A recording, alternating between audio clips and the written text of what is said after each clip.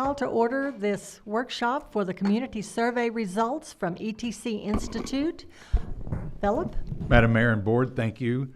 Tonight, Mr. Robert Haycock is here with ETC Institute, and they are the company that conducted the community survey, and he would like to walk you through the results. Robert, if you would, the floor is yours. Thank you, Philip. I appreciate that. Madam Mayor, members of the board, it's a pleasure to be here representing ETC tonight. As Philip said, my name is Robert Haycock, and I had the opportunity to watch your board meeting when you discussed whether or not you were going to do a community survey. And I have to say that really helped me working with Philip make sure hopefully we've covered all the bases that you're interested in finding information about. That said, I just want to jump right in and let you know if you have any questions, you can feel free to interrupt me, or you can do it at the end of your meeting. It's really up to you and how you'd like to proceed. I tend to go a little bit quickly through some of them because there's so much information, otherwise we wouldn't get through it. So a little bit about ETC Institute. This is a map that kind of shows where we've done work in the last decade or so. More than 3 million people have been surveyed by ETC in more than 1,000 cities in 49 states since 2006. All kinds of surveys. So we do transit surveys, employee surveys, business surveys, park surveys, and community surveys. Our agenda here is, to keep it simple, is we're going to go over the purpose and methodology, why we were asked to conduct the survey, the bottom line up front, major findings, summary, and then open it for formal questions if you have any at that time. So the purpose, really, and the reason why you hire an outside firm to do this is to have objectivity so that people know that the survey results that they fill out are going to be confidential and aren't going to be divulged. And so you hire a company like ETC to objectively assess those resident satisfaction with the delivery of various city services. And then we're going to compare that. We have the ability to compare those results with other communities, both nationally and in your region. And then finally, to help determine priorities for the community. The methodology, this was a 7-page survey. It was mailed to 4,000 randomly selected households in the city of Siloam Springs. We have random sample was provided by InfoUSA. So in order to get the data of who the residents are, where they live, we acquire that information. The method of administration, we conducted this by mail and online.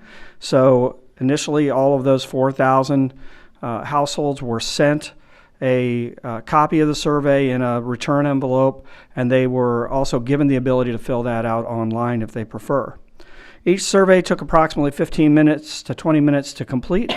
The mailed survey included a postage return envelope, as I said. The cover letter included a link to the online survey and follow-up emails, and even in this case, we did some Facebook ads were sent to sample households to encourage participation. The goal was 400 completed surveys. We actually had 500. That's a really positive sign. You had a tremendous outpouring of people wanting to share their opinions with you, and we saw that we always see that as a good sign. So we actually had 500. The confidence level is 95%, and the margin of error we normally target the goal is 5%, but with the additional results, we had 4.3%. So that's excellent. This kind of gives you an idea of where the respondents were located generally. Again, we don't divulge individual respondees, but this gives you a feel so you can kind of tell what the distribution was. The bottom line up front, the residents have a very positive perception of the city. Siloam Springs received high ratings for overall quality of life in the city. 78% are satisfied with the overall quality of life in the city, and only 5% are dissatisfied. Satisfaction with most city services is higher in Siloam Springs than other communities, and we'll get into great detail of this as we progress with this presentation. But in summary form, the city rated above the Southeast regional average in 32 of 34 categories that were compared, and higher than the U.S. average in 29 of 34 areas. The city also rated 33% above the U.S. average and 31% above the Southeast average in the quality of customer services from city employees. That's a really positive thing. I see a lot of times cities struggle with that. They have a bad reputation in the community for customer services, and that's hard to change over time. A very positive note here is how you compare to other cities across the country. They speak very highly of your staff and the interactions they have. Overall priorities for improvement over the next 2 years, and we'll elaborate on these, but maintenance of city streets and sidewalks, effectiveness of community planning, and quality of stormwater runoff, stormwater management system. First major finding, again, is that the residents have a very positive perception of the city. And here you can see it's a little bit difficult because there's a lot of information on these. I want to explain at the onset, we generally, for most questions, will have a what we call a 5-point scale. So there's 5 options for them to choose. In this particular instance, it's very satisfied and satisfied are in the dark blue and the light blue. Then you have neutral in the gray area. And then to highlight the importance and significance of dissatisfied, we actually, in the survey itself, we have dissatisfied or very dissatisfied. We combine those because we know most cities want to make sure they're really highlighting any potential dissatisfaction that they have. And as we go through here, when you do see areas that have a fairly high level of dissatisfaction, I want to point out that a lot of cities, a lot of clients that I work with tend to focus on those red areas, and they have at the onset the attitude of, well, we really want to turn around those dissatisfied people. While that's notable, and I'm not going to tell anybody not to do that, I will tell you that cities have an easier time moving the needle, so to speak, when it comes to the neutral. What a neutral means is somebody took the time to fill out that question basically to say, oh, I don't really have an opinion. What does that mean? It could mean that they need more information. It could mean that they're not familiar with the item itself, but in a lot of cases it is that informational component. And again, these are snapshots in time, I have to say off the bat. So this is just a picture in time of how people feel. Doesn't mean that it's a be-all, end-all. In some of these areas, if you're concerned about them, obviously it's something you're going to want to follow up in your discussions with your staff to say, okay, what's our plan for determining really what the citizens are thinking on this particular item and how can we improve? And ultimately, that's what you're after, is to improve your services and spend your resources wisely that you have. So as we look at this, on the top you have quality of life, or quality of fire services and protection. You have quality of police services, quality of city parks and facilities, and quality of city electric services. At the bottom you have effectiveness of community planning with 22% dissatisfied, maintenance of city streets and sidewalks, 36% dissatisfied, and quality of stormwater runoff management system at 23%. What you'll see, though, some of those may be an issue, may not be an issue. That's why we have the benchmark information later on that will show you how you really compare to other communities. Because on the onset, for example, you might say, well, we have a 70% satisfaction in parks, and we have a 50% satisfaction in street maintenance. We should put all our money in street maintenance. That's not necessarily the case. If the averages in other cities are quite different, and maybe the average satisfaction in another city for parks is 90%, and for streets is 20%. Then you're actually outperforming in streets and you're underperforming in parks. So these are important by themselves, but again, we're going to look at the comparisons here in a little bit because that kind of sets the entire picture, gives you more to look at. Satisfaction with perceptions of the city. So we asked areas of overall image of the city, overall quality of life, quality of services provided, how well the city is managing growth, and then how well the city is planning for the future. And you kind of see as we went through, at the top level, you have a very low, under 10% level of dissatisfaction with a significant portion of your citizens are saying they're satisfied or very satisfied with things like the overall image and overall quality of life. But down at the bottom, you have how well managing growth and planning for future growth. How safe do you feel when you're walking alone in your neighborhood at night? You have a vast majority feel either somewhat safe or very safe. You had 9% that are not safe. Now, one of the things that we've also provided is we've provided additional information to the city in terms of GIS maps, so you can see, you might be able to look and drill down to that question and find out where those 9% live and have discussions of, okay, maybe we need to invest in streetlights or something like that to help, again, move that needle, address the concerns that those 9% might have. Next, we asked some questions specifically about satisfaction with public safety. For the most part, you had very, very satisfied. You see little, if any, dissatisfaction with speed of response by EMT department personnel, speed of response by the fire department personnel, and professionalism of the police personnel. You start to see a little bit of the red there, but really, really strong levels of satisfaction pretty much throughout. Even at the bottom one, responsiveness of police to investigation of a criminal offense, you still have 55% that are satisfied or very satisfied, and another 34% that were neutral. Finding number 2 is satisfaction with city services in Siloam Springs are among the highest in the nation. So here we'll get into some of those comparisons. Again, I apologize, sometimes these are hard to see a little bit on the TV screen, but basically what we're showing here is different categories of services, like quality of fire service protection that we showed before, and quality of police services and protection we showed before.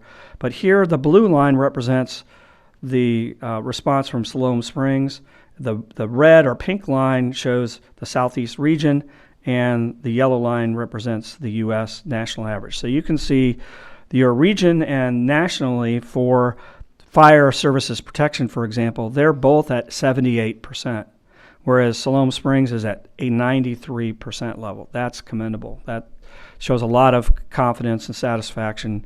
And as you look through here, most of these are like that. You do get at the bottom when you have maintenance of city streets and sidewalks, you're pretty much within the margin of error there for, in terms of benchmarks. You're slightly below when it comes to quality of stormwater and runoff management system. You're at 47% 47% regionally. They're at 55% and nationally at 51%. But overall, strong ratings. And should we be able to do surveys in the future for you? A lot of our clients do end up wanting to do another survey after 3 or 4 years. You might be able to see trends as well that we could show on this. So here to make it a little easier, if you see a blue arrow, that means you're significantly above the averages, and if you are a red arrow, that means you're significantly, scientifically, that is, within that margin of error, below. And you see almost all your arrows are blue here. I don't need to go into all of those. You can see those, but then the one where you're below, I mentioned on the previous slide, is quality of stormwater runoff management system. When it comes to public safety, across the board, every single category, your ratings are above the regional and national averages.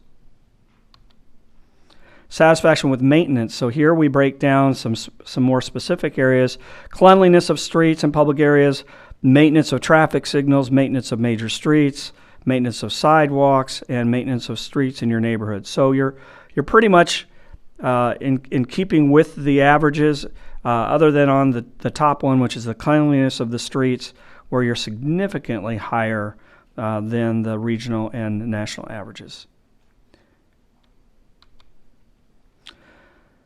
We turn to solid waste issues, so satisfaction with those city services. We have 3 areas that we measured. One was the weekly solid waste trash pickup, the weekly recycling pickup, and monthly yard waste pickup.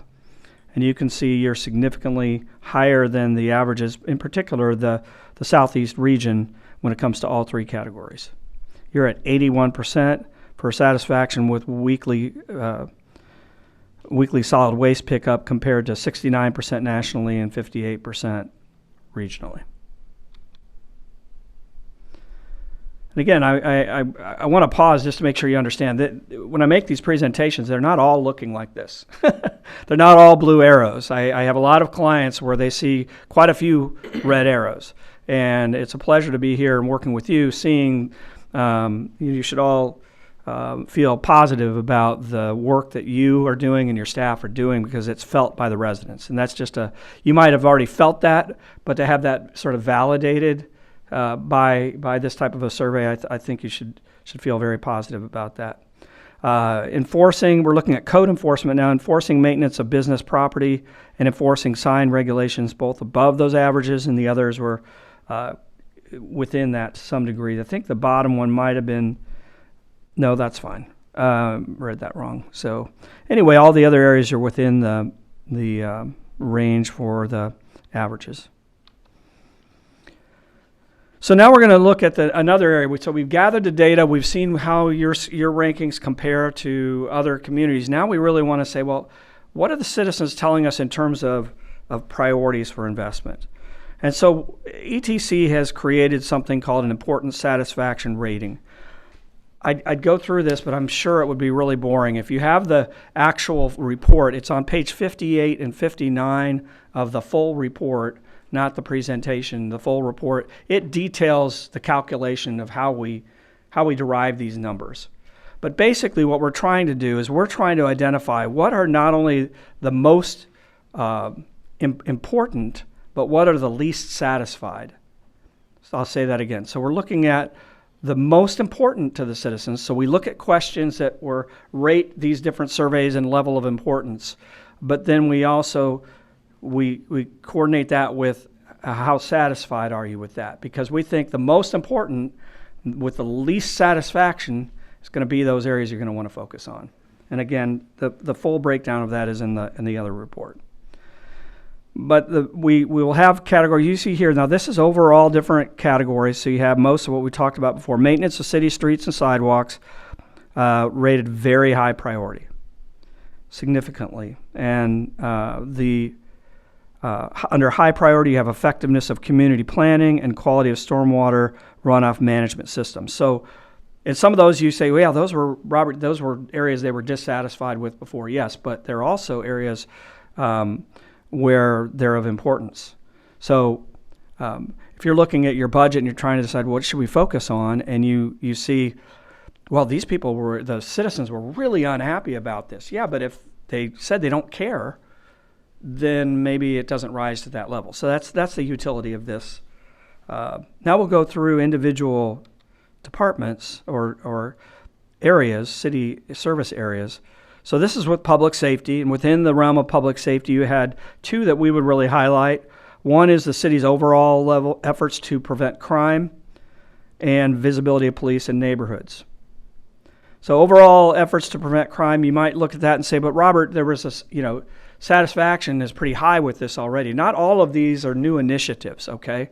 Some of these are signaling to you, I really love the job you're doing as a city. I want you to maintain it.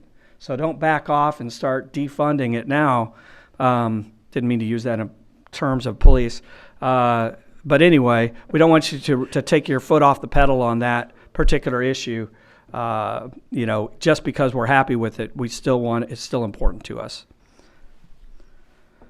Visibility in police neighborhoods, that one's also important. Not that these others aren't, but if you have to look at priorities and you're trying to say, well, we want to look at the speeding up the response level, because I've heard anecdotally from some people that the police response is really slow. Well, overall, with all the citizens you're looking at here, that doesn't rise to the level of visibility in the neighborhood. That's more important to the citizens than that other issue. Now we're looking at communities, the maintenance category. And the two that we've talked about, these maintenance of streets in your neighborhood and maintenance of major city streets, both were identified as very high priorities. Code enforcement within that, you had three areas: enforcing cleanup of litter and debris, enforcing mowing, trimming of grass, weeds on private or public property, and enforcing maintenance of residential property. It doesn't mean that enforcing maintenance on business properties or enforcing sign regulations aren't important, because those are high priority, but they're just not as high of a priority as those other three categories. Next, we look at planning and zoning within that realm.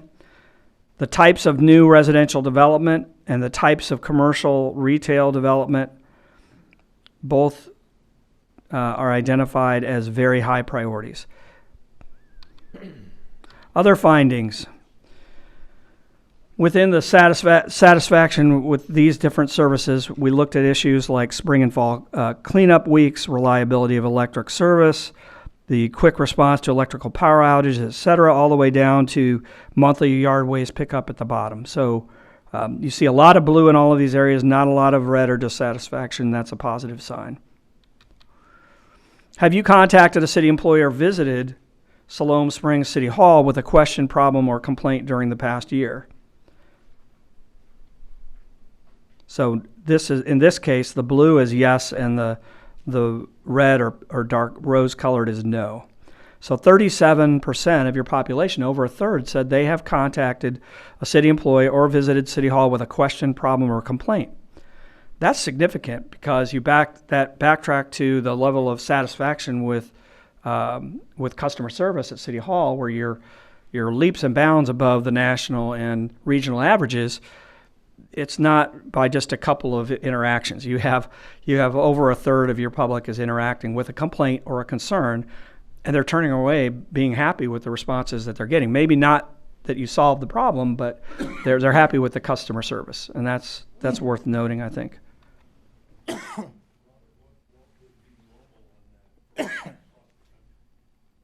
I don't know that I have a specific on that, because that's not necessarily a question that we ask across the country in terms of how many people are actually engaged. I don't think I have the empty glass half full, because you can say 2/3 of our people are fine that they're not contacting the city, but right. a third of them are. So. Well, and you're absolutely right. But I also think that, like I said, the fact that 37% of them, that could have skewed your number if you had bad customer service, but it didn't skew the numbers downward. So, but it's not this is a specific question we asked. Philip, I think, wanted us to focus on that for Siloam Springs. Now we asked a question about, to be following up on that customer service, what percent are saw, or it's from always, usually, sometimes, or seldom, or never were the categories here. So this is not a very satisfied question. The scale is in the dark blue, it's always, light blue is usually, gray is sometimes, and the red or rose color is seldom or never. At the top we have, were the city staff employees were they courteous and polite? Well, you can see that 85% of yours were usually or always polite. Very small percentage. So even with my reading glasses, I can't tell what that number is. It looks like it might be 3%. They were easy to contact. Again, lots of yes, always, or usually. For the most part, only 8% said seldom or never. They did what they said they would do in a timely manner. They gave prompt, accurate, and complete answers to questions, and they helped you resolve the issue to your satisfaction. Now, each one of these in itself, now when we feel good about it, you do have areas of some cases, a couple of those questions where you had a significant, over 10%, in this case 18% of the respondents said they seldom or never. For example, they helped me resolve an issue to my satisfaction. 18% said seldom or never. Doesn't mean they even had a problem. I think, board member, following up on your point. So they may not have had a problem, but most likely they're giving you the feedback. Well, I went there, but they weren't able to help me. Each one of those I would submit as an area where your city staff could follow up internally and kind of say, okay, map out what interactions does your department have with the public? What interactions does yours have, and what are the opportunities to move these numbers over the next couple of years before we do another survey? So in summary, the residents have a very positive perception of the city. Siloam Springs received high ratings for overall quality of life in the city. 78% are satisfied with the overall quality of life, and only 5% were dissatisfied. You don't see that very often. Satisfaction with most city services is higher in Siloam Springs than other communities, We covered these areas with the averages, and then the overall priorities for improvement over the next 2 years would be these 3 areas: the maintenance of city streets and sidewalks, effectiveness of community planning, and quality of stormwater runoff, stormwater management. I would end with, again, just sharing my experience. A lot of our clients are doing things in those areas already of concern. But what we see is maybe there might be other ways to communicate what's happening. I'll give you a prime example. With streets, we get a lot of feedback that citizens don't think or don't know that their street is on a list that's going to get overlaid or repaired. It might be planned for in the next 2 years, but they don't know they're kind of on the proverbial list. So you're thinking about it, you're trying to get them, and if they actually knew that, if they just knew, okay, I'm not on it this year, but I know I'm next year, I'll relax a little bit, and I'll give the city the break, a break when it comes to, how I feel about it. So a lot of that is just, and I hear a lot of times with websites and things like that, we just spent a bunch of money, improving our website. Why aren't our ratings higher? It takes time. A lot of times the interactions are infrequent for a lot of people, so they don't have a lot of experiences to base their opinions on necessarily, and so it takes time. So I urge you, again, to use this as a snapshot in time and as a starting point for your discussions with your staff as you proceed with your budget and your other planning activities.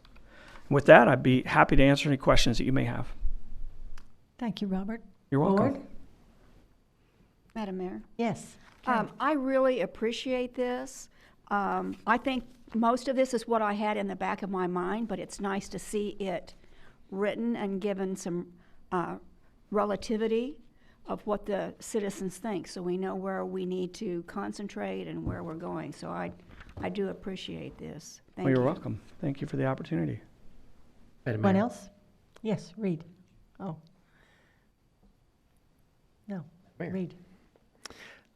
Thank you, Robert, for this. I just want to make note that the 3 areas that priorities for improvement, we've already seen leaps and bounds on it. So as you were saying, there's that lag. Mm-hmm. We've already taken steps with our city streets and sidewalks. We have, a 3-year, 5-year plan. And with our community planning, we have the 2040 plan. And with our runoff and stormwater management, we are proactive in that. Mm-hmm. Instead of just leaving them until there's a problem and then addressing it, we've cleaned up, off of Holly Street, the parallel drainage, right behind Brahms, from Kenwood to Tulsa Street, major work done. Up on Walnut Woods, we cleaned out a retention area. So there are things that are being done, but we're not just saying they're done, we quit. They're done, okay, let's come back in 2 years, 5 years, Right. and see where we are. So even though these are areas of priorities for improvement, I feel like we have a game plan in place that's doing wonderful. Well, that's great. It's great to hear. And I might also add, cities are not, you think this is counterintuitive because perceptions of elected officials being what they might be, to want to get credit for things. But cities as organizations are really pretty bad about letting people know that they've accomplished things. They're not very good about patting themselves on the back and touting that. I've seen a lot of clients on street projects, for example, put signs up that they create that says, this project is complete due to your tax dollars and your support, or finding those individuals who are most impacted by an improvement, the ones that might have had water in their basements or whatever, and that you've ameliorated with your efforts. Sending letters to some of those people saying, we understand, we had on record that you came to a city council meeting, or you talked to the staff. We just want to let you know that we did complete this project, and hopefully you're seeing positive results. Just touting that what you've done sometimes, and that's why I focused on that neutral, because a lot of people just don't, their lives are busy and they just don't really know what you're doing. So you kind of have to find new ways to communicate with them to make sure that they realize how their tax dollars are being spent. But that's great that you're already, on the move on some of these areas. Madam Mayor, Yes, David. that's a great point, Robert. We just hired a new communications officer, and Philip has raved about how excited he was with all of her new ideas of communications, and so there's no pressure whatsoever. But she's already doing a fantastic job. So that exactly what you're talking about will be like what she'll be working on. I did have a question on the page that has the 3 different colors that include the Southeast region and the U.S. overall. It looks like the Southeast region is much lower than the overall U.S. I mean, by several digits. I'm just not asking you to pull something out of your head. I'm curious, what is there another region that Siloam might be a part of? Like, what is Oklahoma in? Is Oklahoma like Midwest or? Oklahoma's considered the Midwest region. Okay, because we're so close to it, I didn't know if the Midwest number might be different than the Southeast number. I don't know. We're in the Southeast Conference, so yeah, that's what we're. But because we're near Oklahoma, many times people call us Midwest, even though it's hard to say that actually. So I was just curious, just out of curiosity. Madam Mayor. I didn't know how far across the country you kept stuff, but this is very. Yeah, we do surveys all over the country in different regions, and sometimes a state might say, well, you have us in the plains region, we want to be in the mountain region or whatever, but for all of our work done in this area, in this region, we've included Arkansas and the Southeast. So That's understandable. Thank you. Lisa? Sorry. You were talking about in one area about the mapping, and I'm just going to use the example of, you said that we can map out where people didn't feel safe walking. And when I'm looking at these maps, I really don't see, like you have the very satisfied, neutral. I only see that you only have neutral, down to neutral on these maps. Where do we find the dissatisfied and very dissatisfied to see what those areas are? we'd have to, and the reason why you don't get overall dissatisfaction is because the majority of the people don't feel dissatisfied. It's just that other percentage is what's going to dominate that. But you can drill down, and I'll talk with Philip about how we can look at that particular question, because you have not only the maps, but then you have the dashboard that we've created that can drill down sometimes to a census block or a neighborhood level view. But we're happy to work with you on that. Talk about the dashboard a little bit, because that's the one piece of that will go live tomorrow. Oh, okay. But there is a website that we'll start promoting. I think it's live now. We'll start promoting it this week. But there's a website, and Robert can speak to it more, that you can pick and choose and map some of these things that hopefully will get down to that level. Okay. Mm-hmm. Yeah, if we can also arrange a training or something if that's helpful, or a webinar at your convenience, to have our staff who specialize in that tool. But basically what it does is it just gives you the ability to, you don't have to carry around the reports anymore, all the paper. It allows you to do your data analytics, wherever you are. And everybody in the community can have access to that website, and you can look at it. But it would allow you to, if you asked, for example, I don't know that we did we ask a streetlight question? I don't believe so. I don't believe we did, but in some cases we've had a question about streetlights, so we might ask a question on the dashboard. I would like to know how women over the age of 50 feel about safety in their neighborhood, and then correlate that with adequacy of streetlights. And sometimes you can see, there's a correlation. This neighborhood, we've got a lot of people, this demographic, that don't feel safe, and they don't think there's enough streetlights. That's something for us to talk internally about. If we have streetlights, or which you have an electric department, a lot of communities don't. But it has a lot of utility, and you can look at it can pull up regional data as well. So you can see, you'll have the ability, board member Alan, you would have the ability in using the dashboard to be able to see what other regions their scores are. So you could prepare with the dashboard. You can do things like that.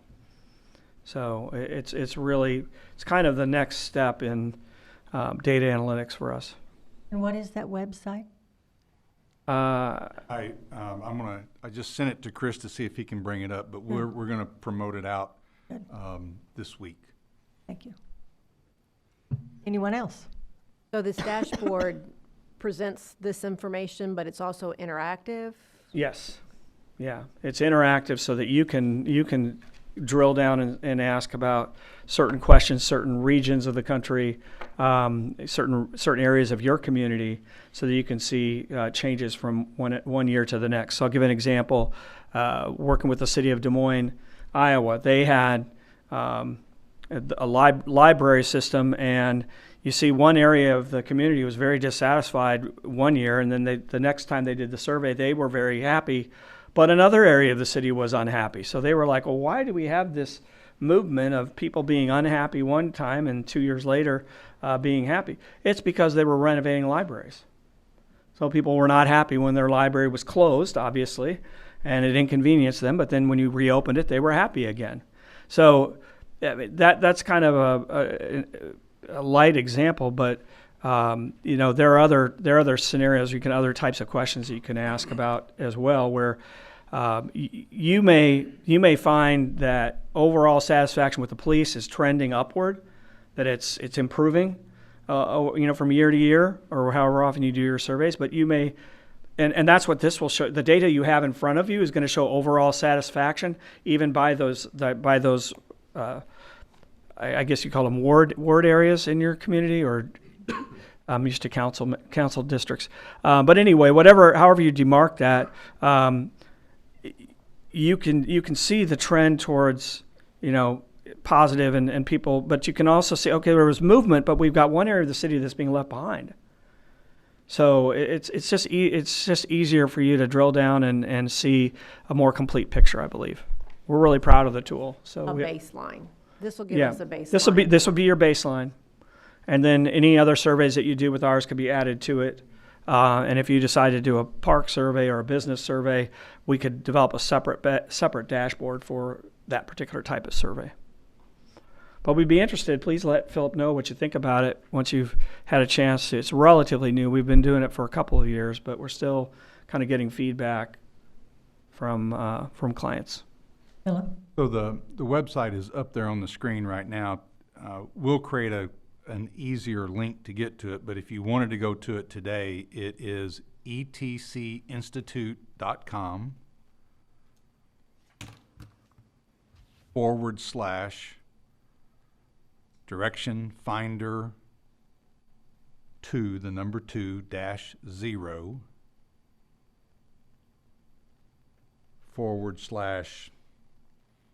/city-of-Siloam Springs Siloam-Springs-AR. I'll wait till tomorrow. forward slash. Well, and to explain that, we call the survey that you had tonight Direction Finder. And so the next generation or iteration of what we're doing with the dashboard, we call Direction Finder 2.0. So that's why it says Direction Finder 2. Chris, are you able to operate that from there? I'm finished. Oh, I can? Yes. Oh, okay. There you go. I don't know. For me to be doing anything with computers. If you scroll down on the window. No, but I was just going up to that link up top. Okay, so here, this is what it looks like. And so to break that down, you can see here to find out how your citizens rated you for that particular survey, to find out the demographics of who responded, mapping, investment priorities, and benchmarks. So, for example, if we click on benchmarks and we want to say regional, you can pick which region. Here's a drop down for that. So Board Member Allen, you asked about that. So let's say you wanted to look at, instead, we want to look at the mountain region, we want to look at the northeast, or we wanted to compare ourselves to the plains. To Texas. Texas, you got on it. Well, Texas has their own, and Florida has their own, and California have their own. So they're kind of entities amongst themselves. But anyway, I wasn't really prepared to go here, but this gives you a bit of a feel for. Oklahoma and Missouri right above and just beside us in the plain, so that would be a good one to look at as well. Right. We're right so close to both those things. That's very interesting. And so we can go back here, and if you click on results by demographics.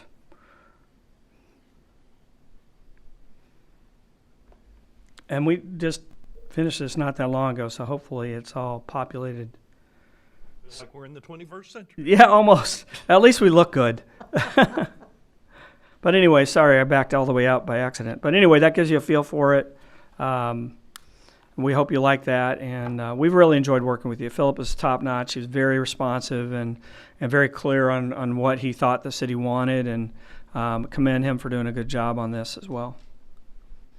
So, Madam Mayor, if I Yes. may, the goal for staff, at least, was to bring this to the board first, and then before the end of this week, we will put the 3 documents on the web and make the links on Facebook and social media to get to that, and also put the link to this new website, this directional finder website, as part of that. So the 3 documents you have is the main report with the executive summary. You have the documents of the maps that Director Ressler mentioned, and then also, which I thought was very interesting, is these open-ended comments. There were in the report, the last pages of that report, I think, are the actual survey, the copy of the actual survey, and there were some questions that had open-ended, just an open-ended answer. And so this 3rd document has all of those comments that they received, so you can just see, whatever was said is in this document. And I think the one you have has the word bubble. Is that the right term?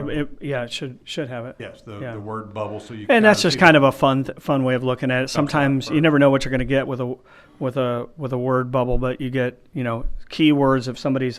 If they're upset with a particular street, you might see that street mentioned a whole bunch or something like that. The only thing we added on those is no profanity. So we do try to clean those up. Every once in a while, something will slip through, but if we have a search for a variety of words that people use that are kind of inappropriate in a public document like that. So I think people can make their case without having to use profanity in that feedback. So we do clean those up. But other than that, I think it's helpful. And you have the presentation tonight, which is another document. And I thought, as Robert stated, the issue about comparing us to the U.S. average or to the Southeast in the main report, in the executive summary on page what would be 7 and 8, you can see that average satisfactory rating for Siloam Springs. On page 7, it's per the U.S. and the difference. And I thought it was pretty interesting because, like what we sort of thought, at least, that streets were going to be a major issue, right? And maintenance of sidewalks was going to be an issue. Quality of stormwater was going to be an issue, and you see that in there. But, some of those enforcing mowing and trimming were off 1% compared to the national average, 1% on maintenance of sidewalks. Get to maintenance of major streets, we're off 3%. Stormwater quality off 4%, and then streets in your neighborhood minus 10% off. But as Robert was saying, I think that gives us and you that ability to say that's still important. We still have a lot of work to do on that, and we knew that. But some of that other stuff was pretty interesting because there's a lot of satisfaction in the city in some of those other areas. So. And I apologize if I've been saying Siloam all night, I've been saying Siloam and it's not Siloam. I tried to get it right. I was coached by Philip ahead of time, so it's really my fault. At least you didn't say Siloam Springs. No, It's been called everything under the I did sun, not so. do that. And with a person whose last name gets butchered a lot, I should be more sensitive. But I didn't butcher your last name, right? no, you did Okay, perfect. all right. Yeah, but it is Siloam.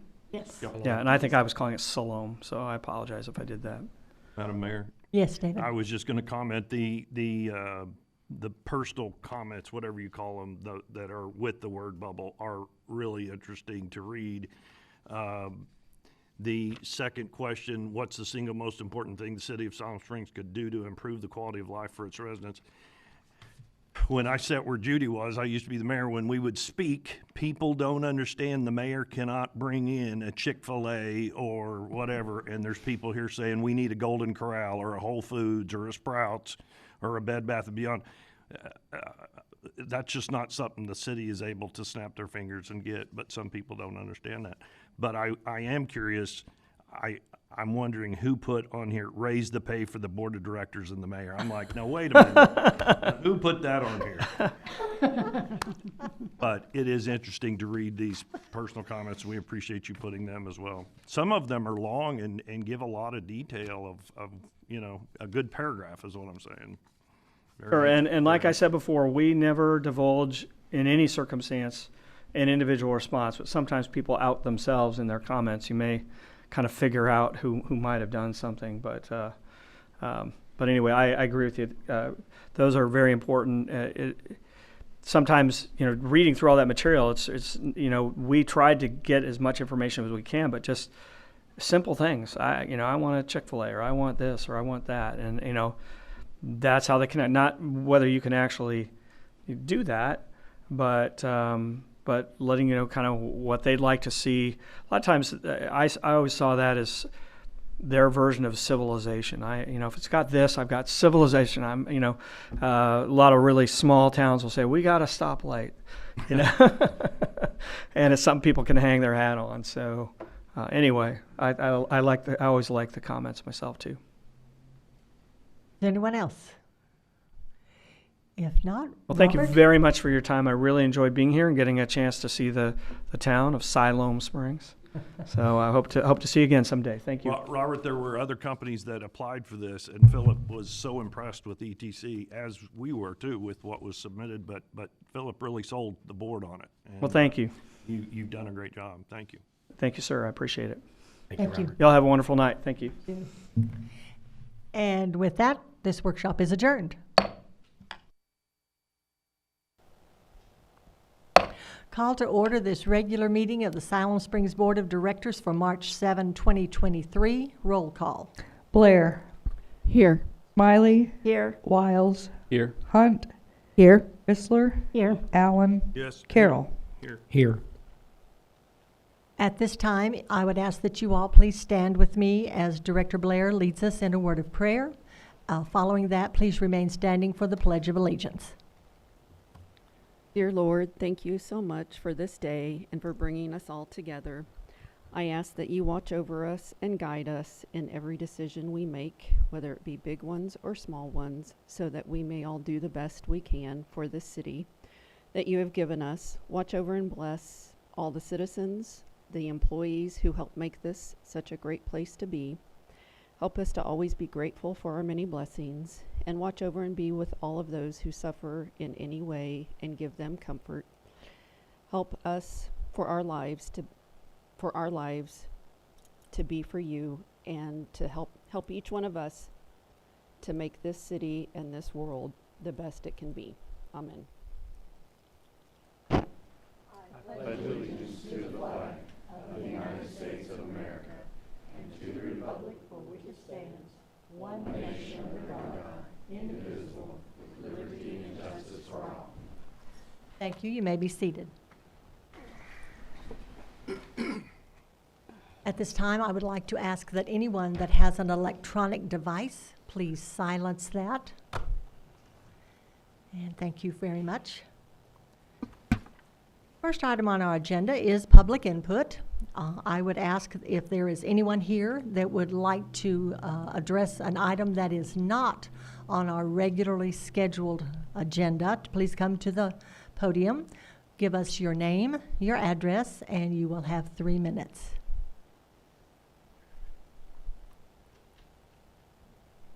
Madam Mayor, Board, good evening. Stacy Morris, Main Street, Siloam Springs, 311 South Mount Olive.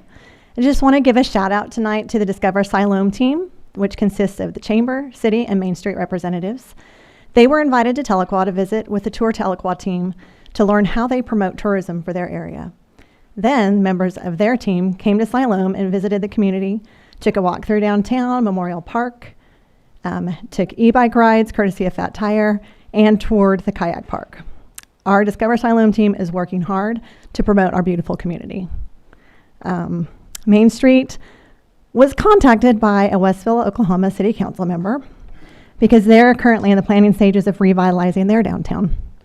The Institute for Quality Communities from University of Oklahoma is helping them out with that.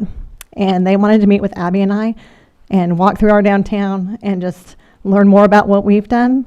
And they told us that they reached out to us because they love our downtown and consider it a model for what they want to do. And we feel it's an honor that the work done in our community has inspired them to preserve their historic buildings and provide quality of life amenities for their residents. And then a reminder, Girls Night Out is this Thursday from 5 to 8. So start your evening off by stopping at the Brick Ballroom to pick up your goodie bag and then enjoy an evening of shopping and dining with your friends. Thank you, Stacy. Is there anyone else?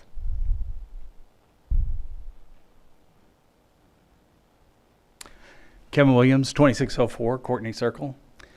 I know in the last meeting you guys unanimously passed the resolution for the pro-life resolution. And part of that, I mean, the way you defined it was pro-life from conception through natural death. I was watching the news the other night and I saw somebody on there raising money to put a birth box in our fire department. And I thought, why are we having to raise private funds to get something like that done in one of our public buildings? And if you guys are going to stand behind what you passed, I think the city needs to look at putting these boxes in if we're going to have them. Maybe one in Station 1 now, one in Station 2 next year, one at the police department. I don't know, but you know, if we're going to stand behind what we say with this resolution, I just think that's something you guys need to be thinking about. Thank you, Kevin. Anyone else?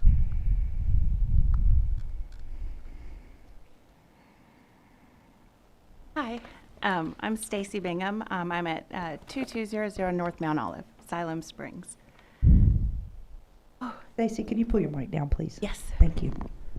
Sorry, I am very nervous. Good evening, board and mayor.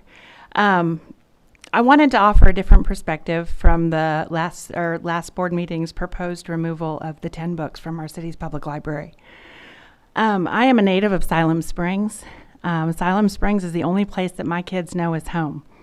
They've participated in the annual summer programs at the library, which are absolutely fantastic. The Breakfast with Santa during the holidays, and a myriad of other activities that the library has hosted throughout the years. They've explored, with my guidance, far-off lands, diverse cultures, mythical creatures, differing perspectives, an exploration that has led us to really, really good discussions around our dinner table, and what I hope is creating lifelong critical thinkers. My kids understood even at a young age that just because they read a book about a hungry caterpillar, that they would not in fact become a caterpillar. The beauty of a book is that it allows us, I'm very passionate about books, is that it allows us to step into someone else's shoes for a minute, and it allows us to see life from a different perspective, which in turn hopefully makes us more compassionate and empathetic humans, and in fact better community members. In 1939, the Library Bill of Rights was drafted. The bill was designed to speak out against growing intolerance, suppression of free speech, and censorship affecting the rights of minorities and individuals. That was in 1939, and I feel like we've learned nothing. It's 2023, and at the last meeting, a list of books was brought to your attention at the request that they be removed for their inappropriate content. I want to note that every single one of these books in question falls under the LGBTQ umbrella. I would also like to add that the books in question are approved by the American Library Association. I checked today. They're meant to be resources for families and individuals who are navigating their own journeys. And who are we to dictate who gets to decide what journey that is or how it should be handled? And isn't that what a library is all about? A resource that the community as a whole How is it that one person can dictate to an entire town what is appropriate and what is not? That's my job as a parent. And how can one justify that these young adults novels be unacceptable, but that right now 50 Shades of Grey, a very explicit novel, is sitting on our shelves? This seems like it's less about protecting our children from inappropriate material and more about censoring an entire population of our community. And that is not who Siloam Springs is. That's not the Siloam Springs I know. Thank you so much for your time. Thank you, Stacy.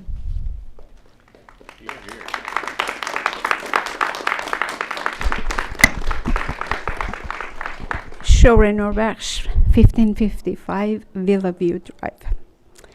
I wanted to thank the board from the depth of my heart for unanimously voting for the city to be a pro-life city.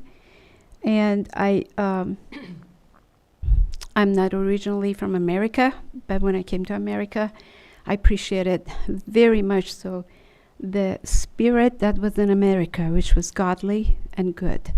And I believe America has been blessed because of the fact that we lifted the standards of the Bible and trusted the God who gave us his word to bless us by what only he knows is righteousness and truth and good. I do want to share the fact that I deeply appreciate the information that came from the library and the books that were at the library. I am passionate about our children, and I believe parents have the rights to decide what is good for their children and what's not. Our libraries were a safe haven for our children and blessing.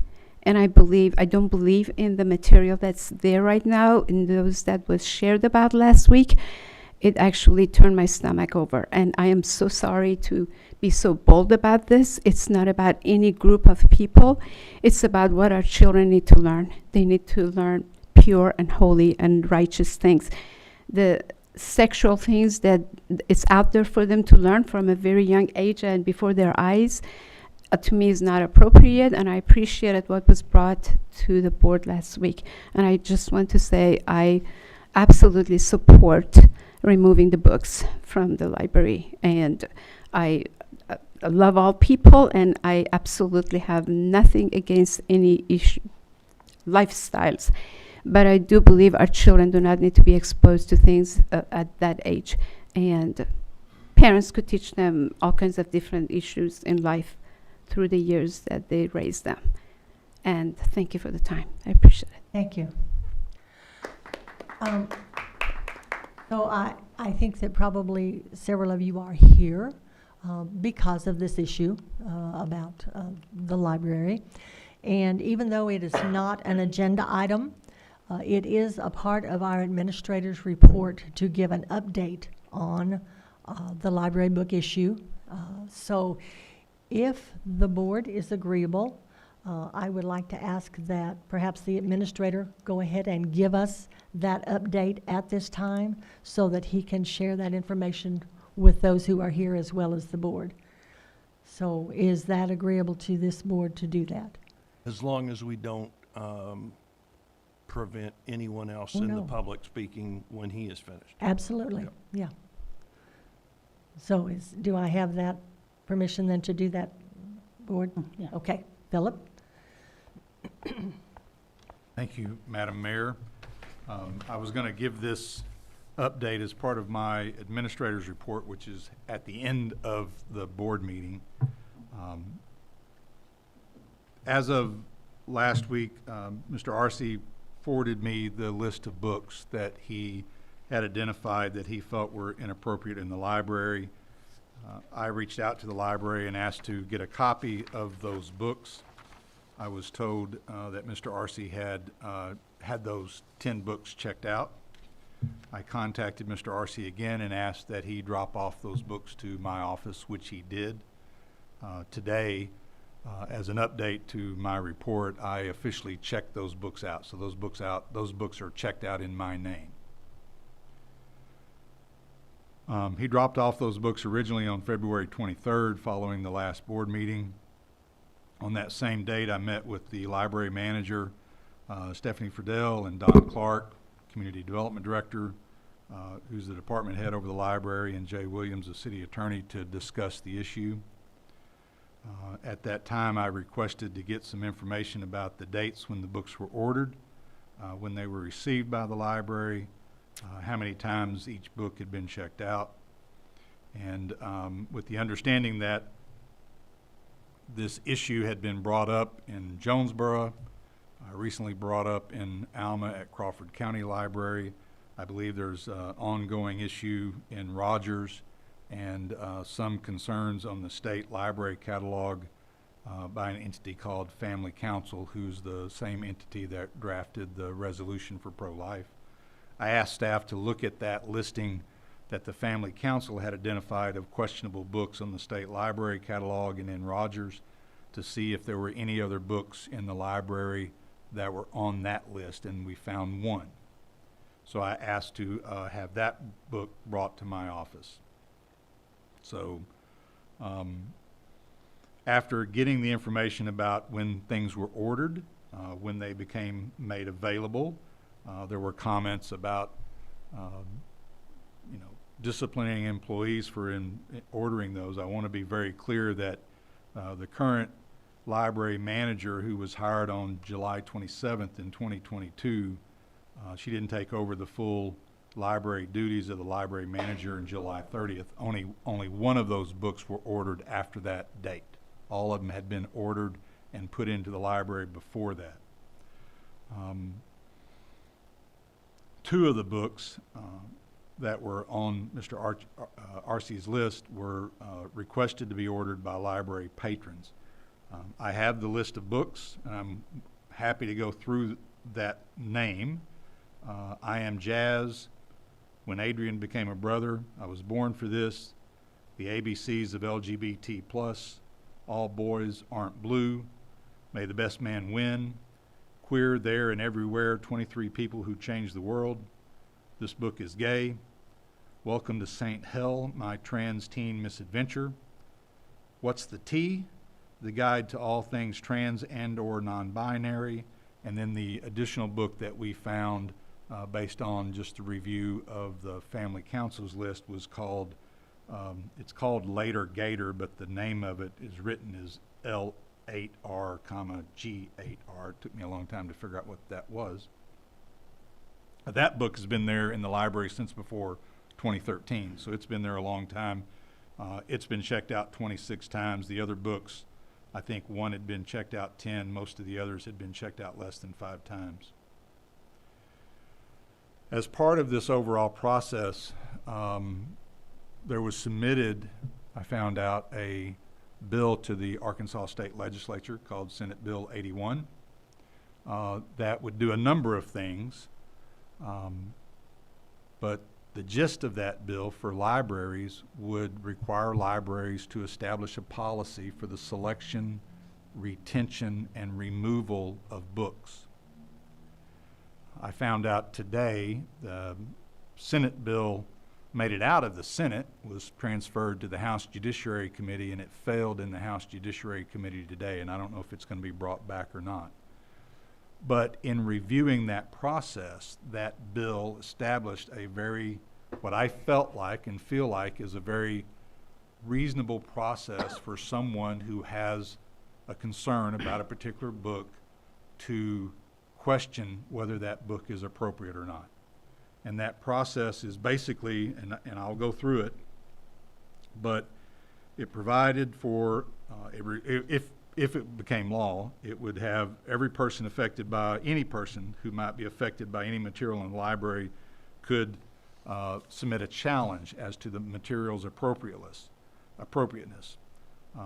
During that process, the library would have the right to determine whether that material would stay available to the public or be removed and held back from the public during that process. Before a challenge could be filed, the affected person would have to request a meeting with the librarian to sit down and express their concern. After that meeting, if the affected person wished to file a formal challenge, then they would have the opportunity to do that. And that first step in that formal challenge would be that the librarian would create a committee of library personnel who have knowledge related to the context and also a diverse viewpoint. And so the librarian would select that committee. The committee would review the material based on the criteria of selection, and the material being challenged would not be withdrawn solely for the viewpoints expressed within the material, and it would be reviewed in its entirety and not selected portions taken out of context. After that committee was to review the material, then the person who filed the challenge would be allowed to meet with that committee and express their opinion as to why they felt it might be inappropriate. And then the committee could withdraw that meeting and decide as to whether or not the material would be relocated in the library or removed from the library. And if it was relocated or not removed, the majority of that committee would have to issue an opinion to the person who was challenging the appropriateness. And they would notify that person either by hand or by certified mail, and that individual then would have a period of time to file an appeal. And that appeal would come to you, the city board.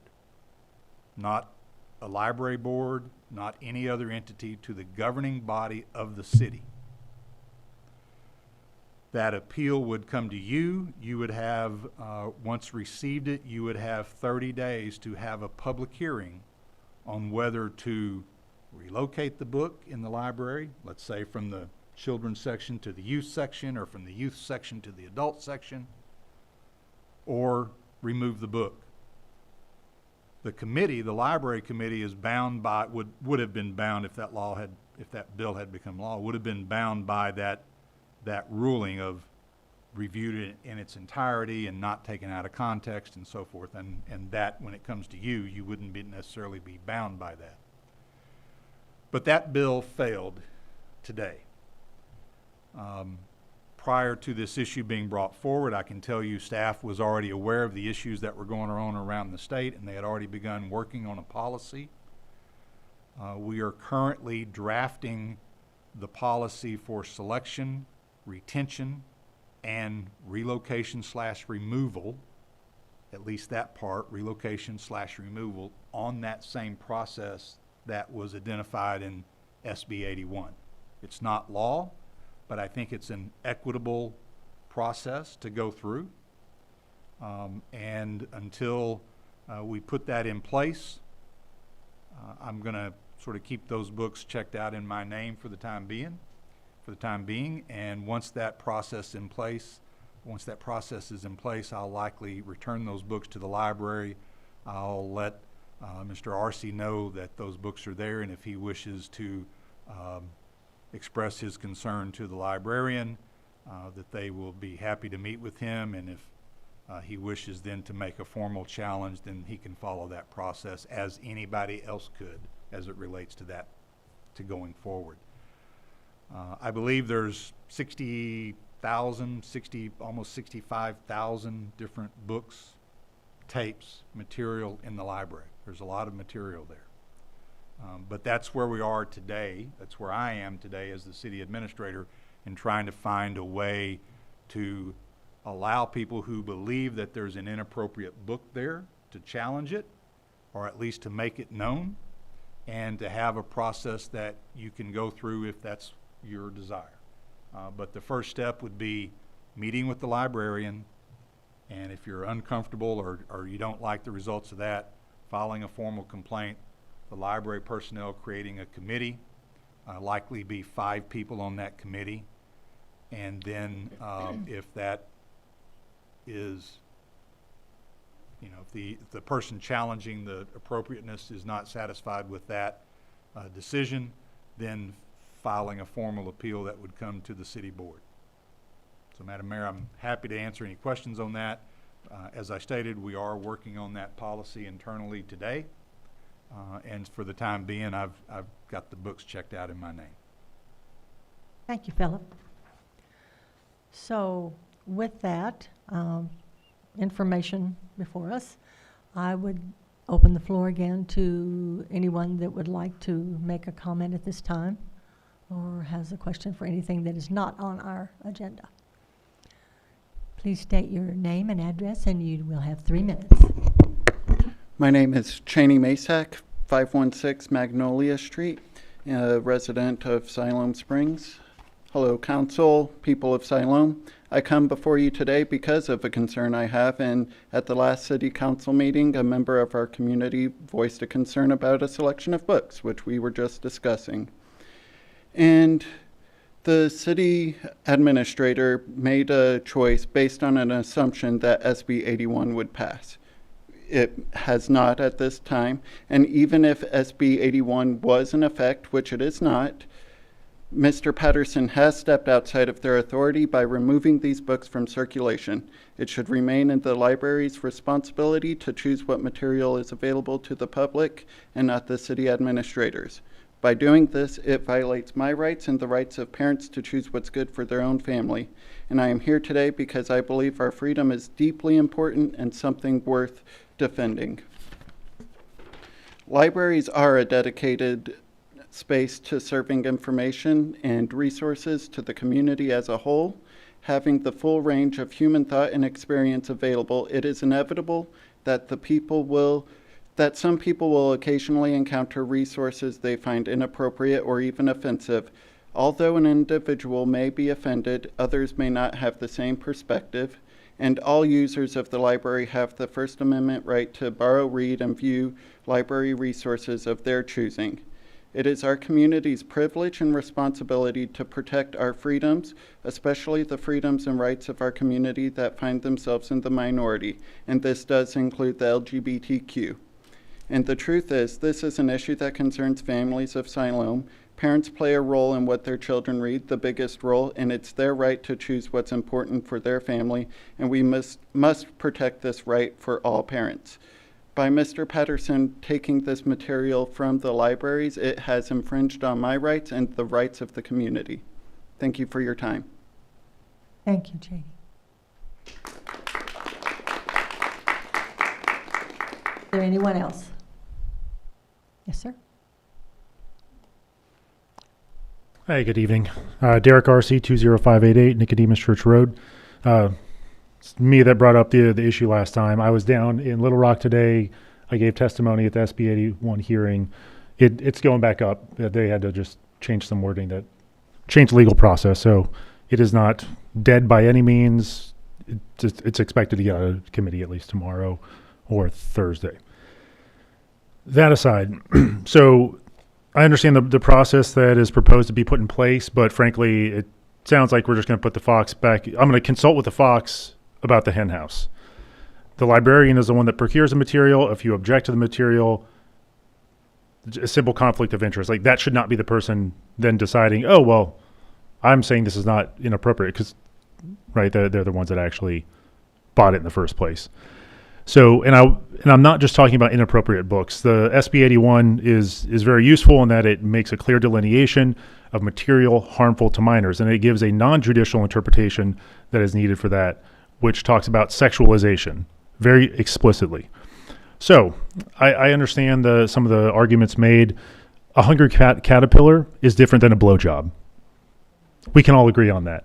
Those are different things. We are comparing apples and oranges. I do not want to burn books.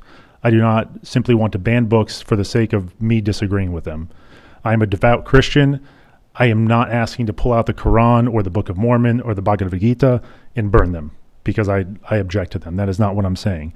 What I'm saying is when you have material like this still in there, where you're celebrating a pedophile for children, that's an issue. Or instead, if you want to have this one, which was already dealt with in the school district, tell me where this is beneficial to minors. From 6 and up, I used to kiss other guys and perform oral sex on them. I used to love oral. At 8, 2 staff members always went with us. They were always good to us. No abuse. There was sex. Tell me where that is beneficial to a minor. Anywhere. I will tell you it's not. I know there were several people that had issue with with what I said and said I am targeting the LGBT community. I am not. I am targeting material which sexualizes children, period. Gay, straight, I don't care. It has no place being targeted for our children. People ask me, why don't I just have my children avoid it? It's because I care about children, not just my children. I care about your children, your grandchildren, the other children in this community, because I'm invested in the community. I must live with that. Since I'm up on time, I would say the only reason to oppose removing material that sexualizes children is because you wish to prey on them. People that want to sexualize children are either perverts or pedophiles, period. That's it. Thank you. Thank you. Is there anyone else?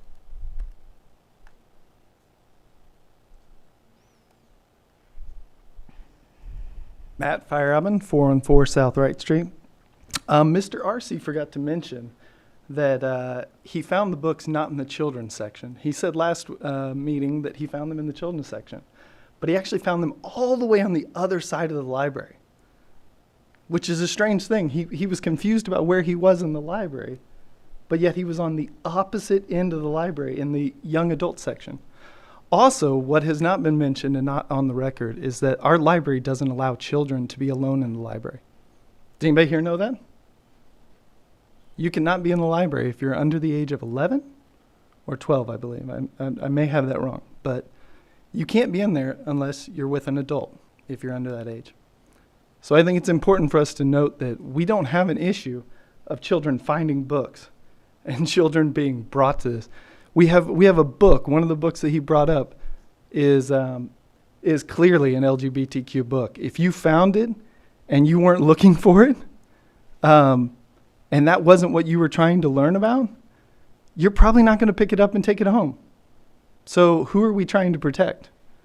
Are we trying to protect other people's children from ideas that we don't approve of? Are we trying to control what other people have access to in our libraries and in our community? Are we trying to control the knowledge and the understanding of the world around us for other people, or are we trying to control it for our own families? I think it's clear what we're trying to do here, or what Mr. Arcee is trying to do here, and I encourage you guys to not give in to this crazy crap. Thank you. Thank you.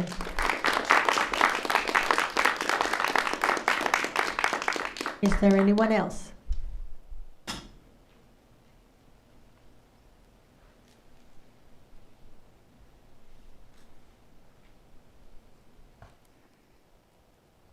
Good evening. My name is Marieke Fain. I live at... Would you pull the mic down, please? I will, absolutely. My name is Marieke Fain. I live at 403 North Wright Street here in Siloam Springs, just down the hill. I told my husband I was going to go down to the city meeting, and he goes, don't you mean you're going to go up to the city meeting? Yes, I'm going to walk up the hill.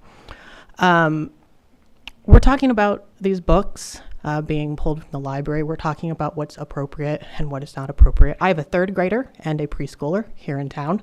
Siloam Springs is all they've ever known. They were born in the hospital. They've been raised downtown. We love Siloam Springs. We go to the library probably at least once a week.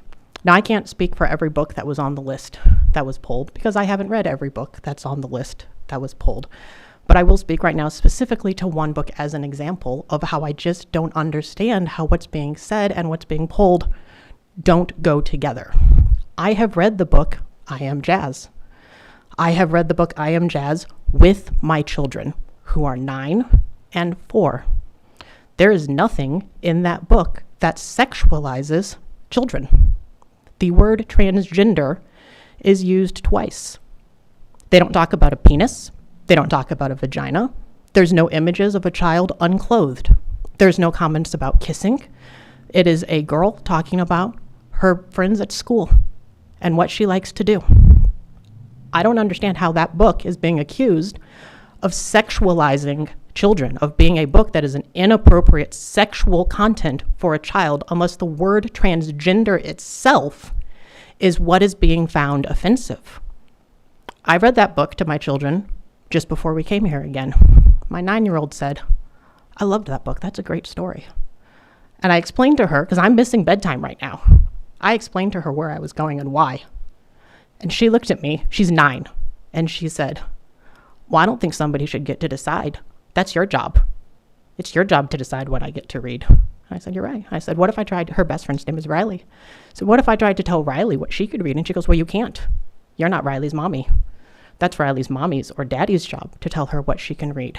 So we're talking about not taking things out of context. There's nothing in that book that's sexual, unless you want to say transgender is what is sexualizing the child. But I don't see anybody complaining we're taking books out because they call somebody a girl or a boy. I don't see that. Nobody's saying, well, that's a man and a woman kissing. That's sexualizing. There's a mommy and daddy hugging. That's sexual. Somebody's hugging that kid. That's sexual. No. I don't see people complaining about those in any other books. There is a theme. It is clear, and it is consistent as to which books are being viewed as deviant or inappropriate. And the difference is the word transgender. Thank you. Thank you.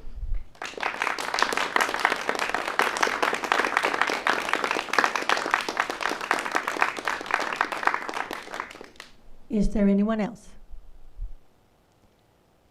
If not, thank you all for your comments. And at this time, I would ask if there is anyone in the audience that would like to address an item that is on our consent agenda. If there is not, then we will move to that. Item A, regular meeting minutes, February 21st, 2023. Item B, Resolution 16-23, Special Use Development Permit, Short-Term Rental, 411 North Broadway Street. Item C, Resolution 17-23, Special Use Development Permit, Short-Term Rental, 315 West Harvard Street. Item D, Budget Amendment, Finance, Miscellaneous 2022 Purchase Items. Directors, is there anything that you would like to pull from the consent agenda for separate consideration? If there is not, do I have a motion to approve the consent agenda as presented? So moved. Second. We have a motion and a second to approve. Roll call. Smiley. Yes. Wiles. Yes. Hunt. Yes. Rissler. Yes. Allen. Yes. Carroll. Yes. Blair. Yes. Consent agenda is approved. Next item is our contracts and approvals.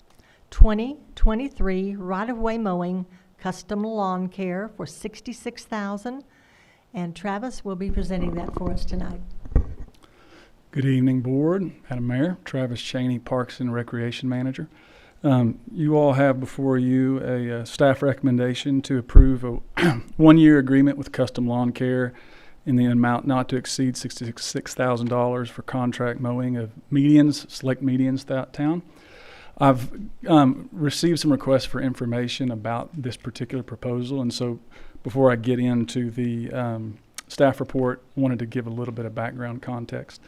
The city of Siloam Springs currently maintains about 305 acres of parkland. That means that we have roughly 17 acres of parkland per 1,000 residents. That's the sort of statistic that the National Recreation and Parks Association uses. So the good thing about that is it puts us in the upper quartile in the country for cities in terms of parkland per capita. Meaning we have a lot of parkland per capita for a town of our size, which is fantastic. It does mean that we have to have adequate staff to maintain that parkland. However, it's something we can be proud of. So in the Parks and Recreation Division and Cemetery Division, we're currently budgeted for 12 maintenance employees. That also includes the cemetery sexton, who splits his time between maintenance and administrative work, and the parks foreman, who splits his time between maintenance and administrative work. So if you count those two, that's 12. If you divide that by the number of parkland, the amount of parkland we have, it's about 25 acres per employee that's being maintained. The ICMA, the International City County Management Association, recommends about 18 to 20 acres per full-time employee for a well-maintained park. So we're a little behind that, but not egregiously so. However, that acreage doesn't take into account the other right-of-ways and city properties that Parks also maintains. And that's what you sort of see in this report here. And again, coming in new this year, or at the end of last year. So from what I can gather, it looks to me like somewhere around 2014, there were some complaints that certain right-of-ways, certain gateways into the community, busy roads into town, weren't being maintained to a certain standard. And it sounds like about that time, Parks took over mowing several right-of-ways throughout town that you kind of see in that report there. And I believe the reason was at that time Parks had finished mowing equipment and streets didn't. So as you see in my staff report, the combined time it takes our Parks staff to mow those right-of-ways is about 40% of our time in the summer, or 2 full days for our Parks maintenance staff. And that's from April to October. And during that same amount of time, that same staff, they clean about 20 public restrooms daily, schedule funerals, do burials, maintain pool chemicals, a splash pad, kayak park, soccer complex. And this year that crew is taking on the Butts Baseball Complex, which we haven't done in the past. So when I came in last summer, sort of with outsider's eyes, jumping on the mower, I was looking around at our guys and realizing these guys are spending 40% of their time mowing right-of-ways. And so that was budget season right when I came in. And during that time, we requested and received a transfer of funds from the streets department to contract out that mowing. And so in December, when the budget was approved, we followed city administrative policy, put it out to bid. Custom Lawn Care came back as the lowest bidder. And they're a group, a firm that mows a lot of RDOT right-of-ways. They do Don Tyson and Springdale, 112, several others. That's kind of their niche.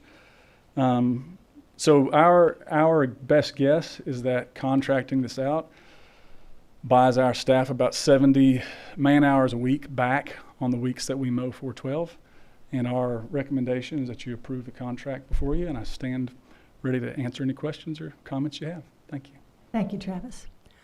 Directors, comments or questions? Madam Mayor. Yes, Lisa.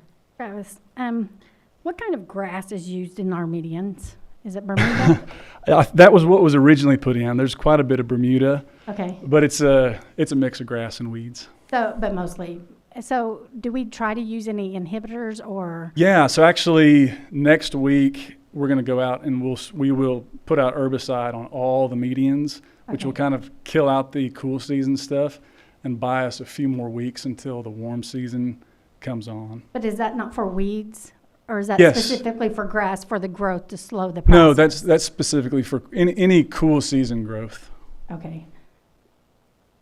I guess I didn't get a full. So does it slow the growth of the grass so we don't have to mow it as much? It doesn't slow the growth of Bermuda grass, no. It would just kill, so Bermuda grass hasn't come out of dormancy yet. Right. So that'll be late May. Right. And so that just it buys us a couple of 3 to 6 weeks, depending on the weather. The inhibitor also works on other grasses. It's just best on the Bermuda grass. So we don't use that to slow that process down? We historically haven't used a growth inhibitor, no. So we don't have to mow as much. Do you see what I'm saying? Sure, yes. And that is a potential. I've used growth inhibitors in the past. It doesn't kill the grass. It Slows just the browns process. it out, kind of. And it kind of depends. It's dependent on a lot of different things. And so we usually you can buy yourself about 3 weeks if you use the growth inhibitor. My understanding of that Bermuda that was put in out there was that it was a slow growing. And so we mow it about every other week. Mm-hmm. It would be a little tricky to see what it might buy you 1 more week. In my experience, it could potentially buy you that extra week. It's a little hard to say. Okay. But it's also a pretty expensive chemical too. But it's a lot cheaper than this. It's not even half of this. Sure. I mean, if you've used it, you'll know the cost. Yeah. So why, if it's taken up all of Parks and Rec's time, have we not considered other departments to help with offset the timing? Like street, that we just bought some lawnmowers for, and there's Parks and Rec, and there's... All I know is that Parks took it over from Streets in 2014. And I'm not sure what their current staffing allows, so I'd have to turn that over to streets. Okay, so we haven't checked if there was a partnership that can be formed or? We have not. Okay. Thank you. Yeah. Madam Mayor? Yes, Carol. Travis, how many, did I read somewhere where there was like, I thought I read somewhere about how much time it took to mow the median? It takes, so for us, it's a 7-man crew to mow the median, and a lot of that is spent in setting out cones, doing the safety stuff. It takes that crew, 7-man crew, about 5 to 6 hours to mow, and then about an hour and a half on either end of that to load all the equipment, load up all the cones, and then go unload all the cones, unload all the equipment. So 5 to 6 hours of mowing, and then an hour and a half on either side of loading and unloading. So about a full day for our entire crew.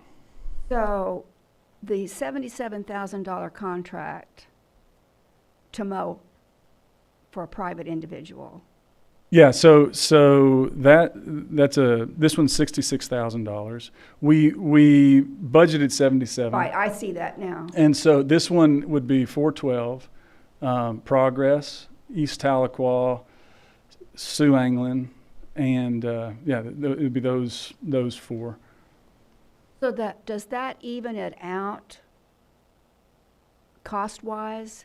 Well, we are spending and what we're going to spend on. Last year we tried to calculate how much it costs parks to mow it, and the number that we came up with, kind of looking at our labor costs, the insurance we pay, fuel, vehicles, was roughly $77,000 for all of the right-of-ways that we maintain. And that's how we came up with that number. So this also takes the safety issue away from our employees. It does. Because that is a safety issue on that median. It definitely is. Madam Mayor, I'm fine. Can you remind me when this contract is from? Is it April to October, you said? Correct. Okay. Mm-hmm. Okay, so $66,000 over April to October. Correct. Okay. David, did you have a question? Yes, ma'am. Thank you, Madam Mayor. Travis, I've got some questions for you. Are you aware that the state is required to mow 412 median twice per year? Yes, sir. Okay, just making sure that was something that they agreed to when they put it in. I asked you for the list of 8 companies that you sent it to. Why were only 2 local companies chosen? Sure. Here's the way that we went about this particular process.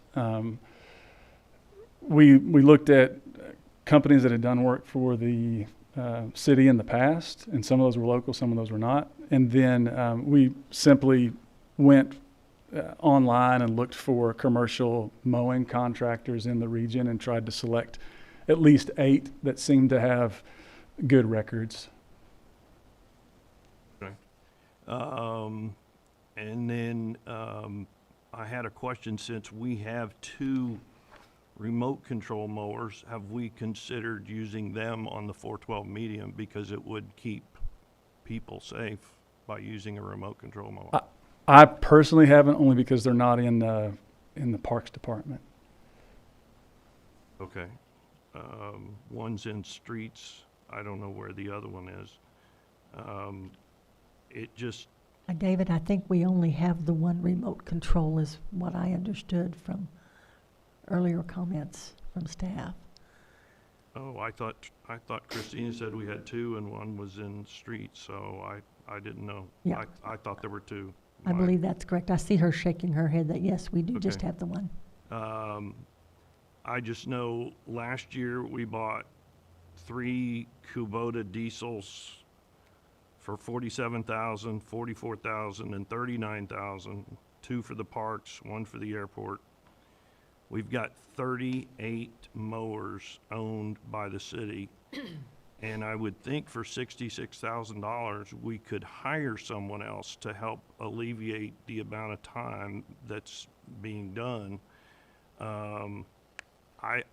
If we have a remote control mower that's under the street department, I don't know why it could not be tested to see if it could do the 412 median. The 412 median is by far the riskiest of all of your medians. Sue England's not risky, or the ones up and down the streets there near the high school. So I don't think that those are a problem that are going to risk anyone's life. I wouldn't want to personally be out on a median mowing, but if you had a remote control, I don't know why we couldn't at least test that to see if that would alleviate some of the time involved for our personnel to actually physically be Sure. on the median. How many, you said we have 12 employees that actually do the mowing? Correct. Okay. And that's including our cemetery. So Yeah. The NRPA includes cemeteries and parkland. Yeah. So Okay. they're kind of included in that. Were all of these, what you're presenting, the different places that have medians and that this company would be handling, was this contracted out in the past ever? Not to my knowledge, no. And part of the, could I answer your question about the remote mowers? Yeah. Here's my only thought about the remote mowers, and I haven't considered them only because I'm not that familiar with them and they're not in our department. But the actual sitting on the mower in the middle of the median is, it's dangerous, but it's not the part that puts you in closest contact with traffic. It's before you start mowing, you have to go and collect all the trash up and down there, so that has to be done by people. And then there's the edging, which has to be done by people, and that's when you're right on the strip. And then there's the weed eating around all the signs. Sometimes we are able to spray, but there's still weed eating involved. And then 111 one-way signs, I counted them. Sure. And then the other thing is going through and blowing all the grass out of the gutters. So I looked at auto mowers, like robotic mowers, and I couldn't see a good way to not be just chopping up trash and then still going out there and edging, weed eating, blowing. That's the part that takes the most people, and the part that takes the most time, and the part that puts you in the greatest danger. And to your point, yes, 412 is by far the most dangerous for our guys. The others, progress can be a little dicey sometimes. The others are simply just take a lot of time for our parks staff on roles that are necessary but are kind of outside of the core parks mission, if that makes sense. And what, I know Mindy just asked it, but what were the dates again? April to October. April to October, okay. And typically our mowing season, well, we could be out mowing onions right now. We've started.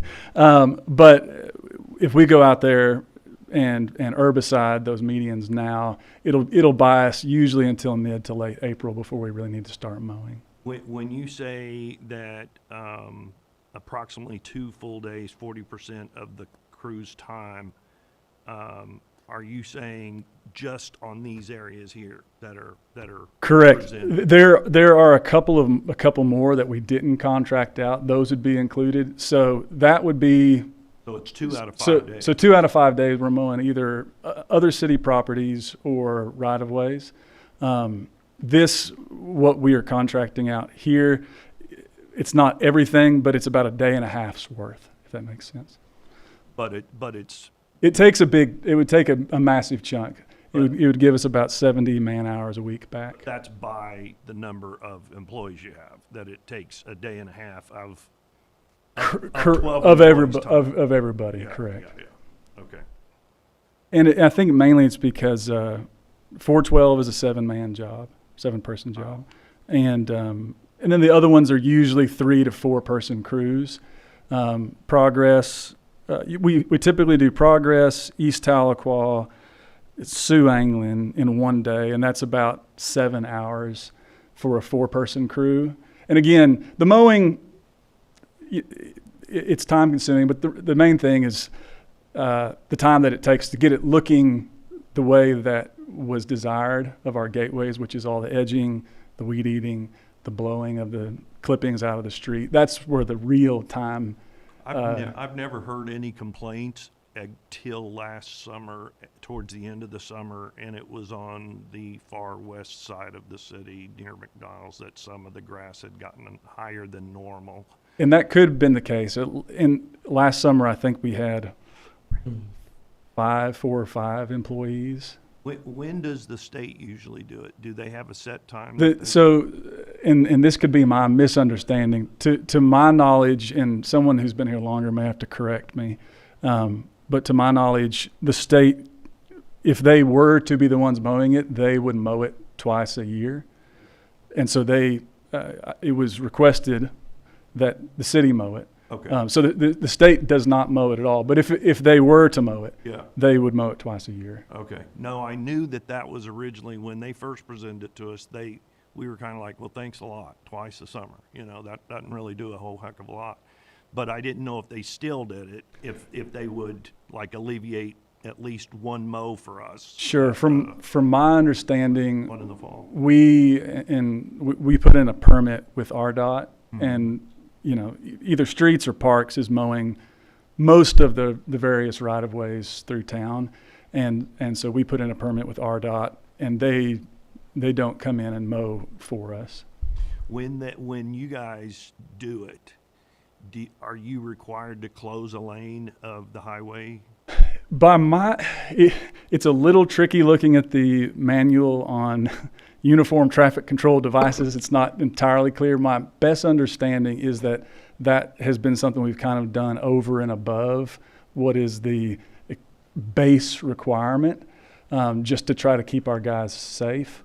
Though I think there's also something to be said that closing down that lane can also make it dangerous too. Some of y'all who have driven by see, because it may narrow down quicker than you expect and make somebody swerve over. It's up in the air with me about which one is absolutely kind of truly the safest way. But it does give our guys, especially when they're weed eating and blowing and edging in the gutter there, a little bit of a buffer between them and traffic. You've answered my questions. Thank you, sir. Yes, sir. Madam Mayor. I'm sorry. Yeah. Lisa? So I had a citizen, and it's on my notes here, and you brought up safety. Well, I think Director Smiley brought up safety, and I didn't even, but a citizen asked me, and I think it was brought up because last year, Director Sappington was concerned because we always did it during lunch hour, and it's always a safety, like you said, going in that traffic. A citizen asked me, can we not mow the 412, set a set time that we do it at night to prevent? That's a good question. We reached out to RDOT about that, and also discussed it internally. And RDOT's recommendation is do not mow at night. And the reason being, it does seem like there are fewer cars on the road, and that's true. But the majority of our accidents that happen because of a drunk or distracted or sleepy driver all happen at night. And so it does it seems a little counterintuitive. You have less traffic on the road, but you're a lot more likely to encounter somebody who is going to blow through your safety stuff because they're either impaired or asleep. And I'd have to go look at the traffic data for Siloam, but at least anecdotally, I think that's when our worst accidents happen. So RDOT really strongly recommended against mowing at night. So we typically, there used to be, and again, this is coming in brand new, but I understand there used to be a time either Wednesday or Thursday mornings that traffic was a little bit slower.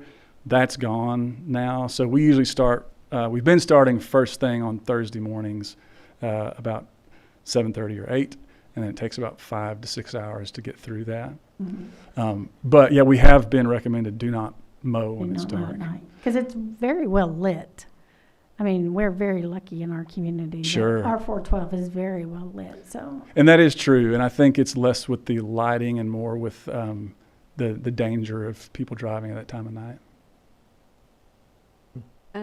So you all have handled it in the past. So why do you want to hire a company this year when it actually sounds like you have more parks people this year? Sure. A couple of reasons.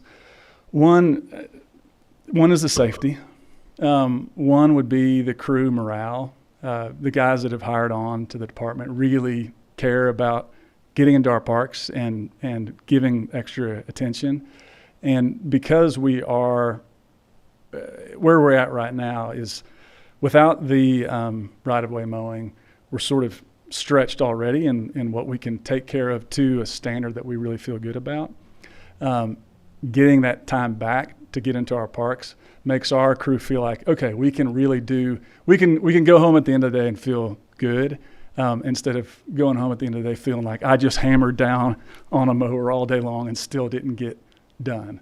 And I think that's how I judge how the guys on the crew have been feeling in years past. And then for myself, coming in again with kind of an outsider's eye, seeing other areas where we could be spending more time on maintenance of equipment, on details in our parks, upkeep of the stuff that we've got.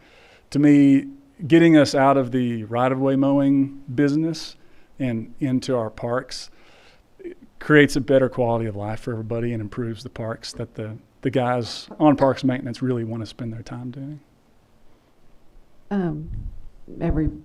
Several people have mentioned safety, so it sounds like somebody's going to be unsafe doing it regardless. If that's correct. If we want to have the grass in the middle of the highway, there will be somebody put in harm's way. Because that's my other thought. My dad is popping in my head. Gravel it, cement it. I mean, I know it looks pretty, but if it's putting people in danger, I'm new to this. Is there a reason? I mean, yes, the entry points and all that and lots of grass. But is there a reason we have to have grass? I think, yeah, Philip? One of the things that I saw when I arrived was that exact concern of safety with the tractor trailer rigs running back and forth and our guys out there with weed eaters right along the edge. And we began trying to develop a plan to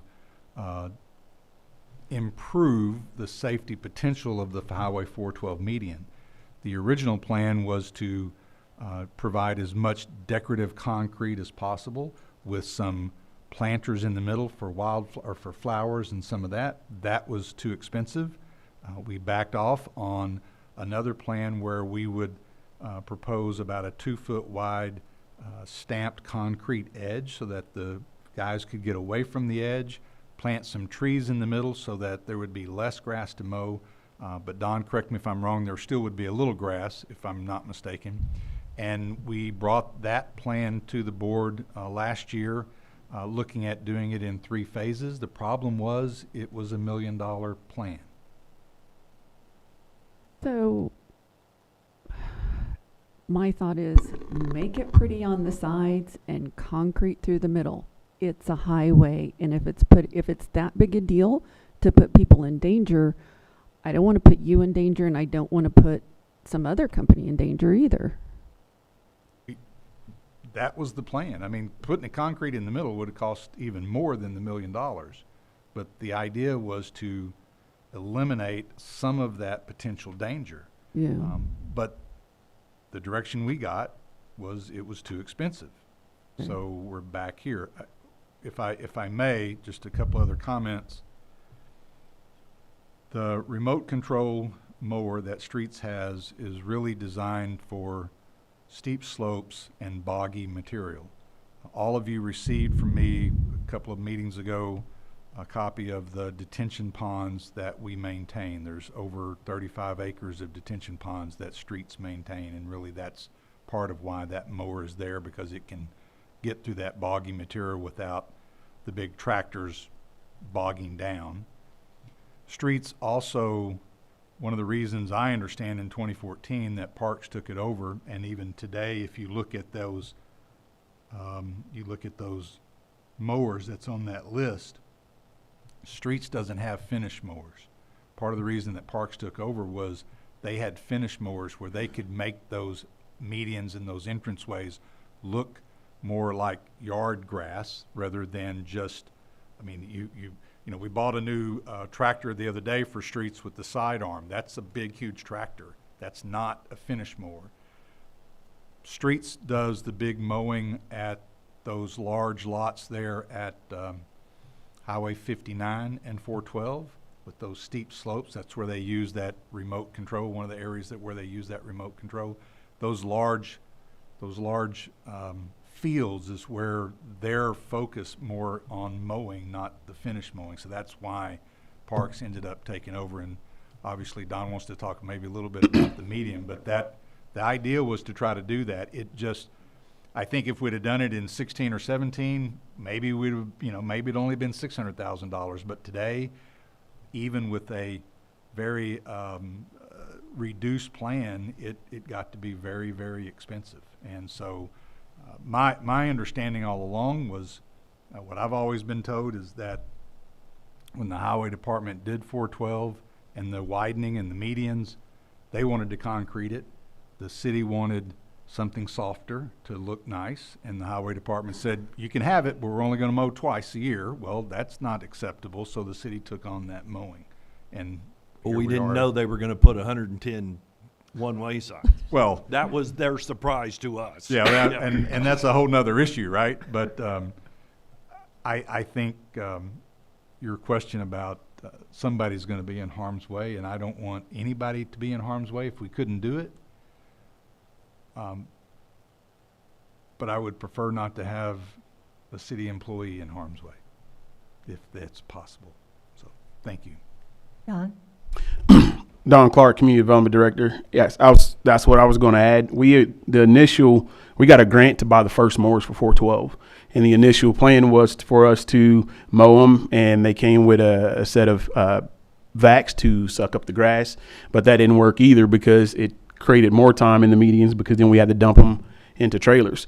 Throughout the past couple of years, and we looked at it in 2020 and 2021 to create a joint crew to kind of go around, some parks, some city crews, street crews. The problem with that is streets has restricted cash and it can only be used on the street. So then taking their equipment and using it in parks would be a violation of that financial policy. Furthermore, over the last 2 years, the two crews that were impacted greatest with employee challenges were both streets and parks. So that was tough in and of itself. Taking over Tahlequah, honestly, the airport, we had them mowing all the way up to Progress to try to buy some time.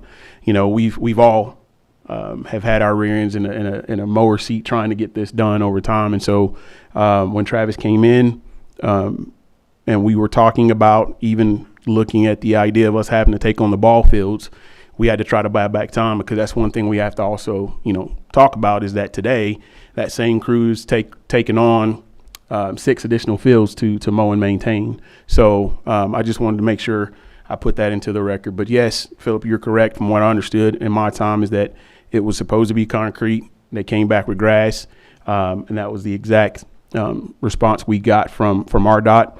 And to the autonomous or remote mowers, I would probably say that RDOT would have to even approve and allow that for happening on their state, highway. If we wanted to propose it, they would have to approve it, which I know we talked about it once before and they were not hip to the idea because they were unmanned. Thank you. Mayor? Madam Mayor? I'm actually. Just a go moment, ahead. just a moment. Okay. So Betsy, you still have some more questions? Okay. I'm close. And then we will come to you, Reed. One thought of what Dawn said is then maybe we change the financial policies so we can use street mowers. When I look at it and I see the list of mowers, we spent over $200,000 on mowers, way over that in the last couple of years. And then I look at $66,000. I look at that and I see a whole nother employee for an entire year. It's hard for me to get behind that, knowing how much money we have spent on equipment as a city, and then we could hire an employee for less than $66,000. So that's all. Thank you, Betsy. Reed? Thank you, Madam Mayor. I'm going to take a different look at this. If we can save $10,000 from what it would cost us if we did it ourselves, and we have someone that's mowing the medians, especially, that's their expertise, instead of guys that, well, I'm not real good at it, but I'm gonna go do it. That's gonna also reduce our liability. To me, it's a win-win. So I'm looking forward to this. Madam Mayor? Thank you, Reed. Just a moment, David. Lisa is next, and then I'll come to you. Dawn, I have a question. Are you saying the medians are parks? And is according to state statute that medians are parks? No, what I was referring to is, and Christina, you can correct me if I'm wrong, us using, if we did a joint crew, streets equipment can only be used on streets, is what I was saying. Which a median would fall under street, would it not? Correct. Okay. Yeah, but as I stated, as well, they were already falling behind or short, which is why we took them over in the first place, because they didn't have the staff. So, if I may, as Don said, the streets are, street money is a separate fund, right? And so when, in 2014, when Parks took that off the street list, there was no compensation coming out of the street fund for that. So this year, in the 2023 budget, after we figured all this stuff out, that's that transfer from streets to park to cover that cost of mowing. We can't do it the other way around. We can't go just take street crews and street equipment and mow parks. They can mow the right of way, yes. Yeah, I understand that. But that transfer into parks from streets was to cover the cost of mowing the right of ways that Parks has been doing for streets for some time. But it can't go the other way, if that makes sense. And that's what I was wondering. I'm right. like, well, how do you do that? Yeah, You're doing it. Yeah. Okay. And if I could add one more thing about, because you're right, with that money you could hire one more employee, and that is true. The only the issue with that is, at least for us, no matter what, 412 takes 7 people at a minimum, and so having one additional person is good. It is kind of the nature of those right-of-ways that because of the safety and the really long, narrow distance. Because if you were to add up the acreage, it's not a wild amount of acreage. It's really the time you're spending walking the 3 miles that way with a blower and then walking back 3 miles with an edger and then going the other way. That's where most of the time is taken up in. And so we'd still, even if we had an extra person, it's kind of the nature of those jobs. They just take a lot of manpower to do, whether there's one extra person or not. And that's why, after thinking that through, the recommendation that I was making when this went in the budget last year was, let's get our parks crews in the parks as much as we can. Thank you, Travis. David? Thank you, Madam Mayor. Just looking at the maps you provided us, Travis, in their contract, it looks like they will do the Progress, Tahlequah, and Sioux England weekly, and then the highway every other week. Yes, sir. Like. And that's what we have done in the past, and partially, I believe, because of that Bermuda that was put in there originally, that it's a slower growing. I'm just curious if because the highway definitely is something, or 412 is like, we really would rather our people not be doing it. And I agree with you, Progress can be touch and go on certain times of day. Is there any way we could go back to them and ask them to reduce the contract by not doing Sioux England and Tahlequah and allowing us to do Sioux England and Tahlequah? Because both of those streets don't have a great deal of traffic. Sure. And it wouldn't take as much of your hours, but you'd have the worst danger out of the way handled by this company. And that's completely on the table. The contract hasn't been signed.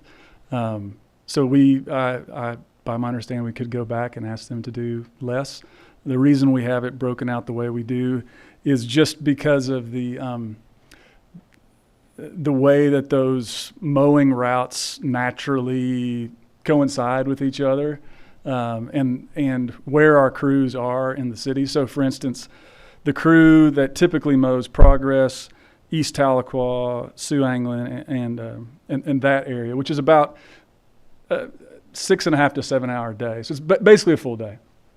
That crew is also the crew that does the ball fields. And the other crews would say be out at the kayak park, or they would be on the other side of town. And so it makes sense for that crew to do that area.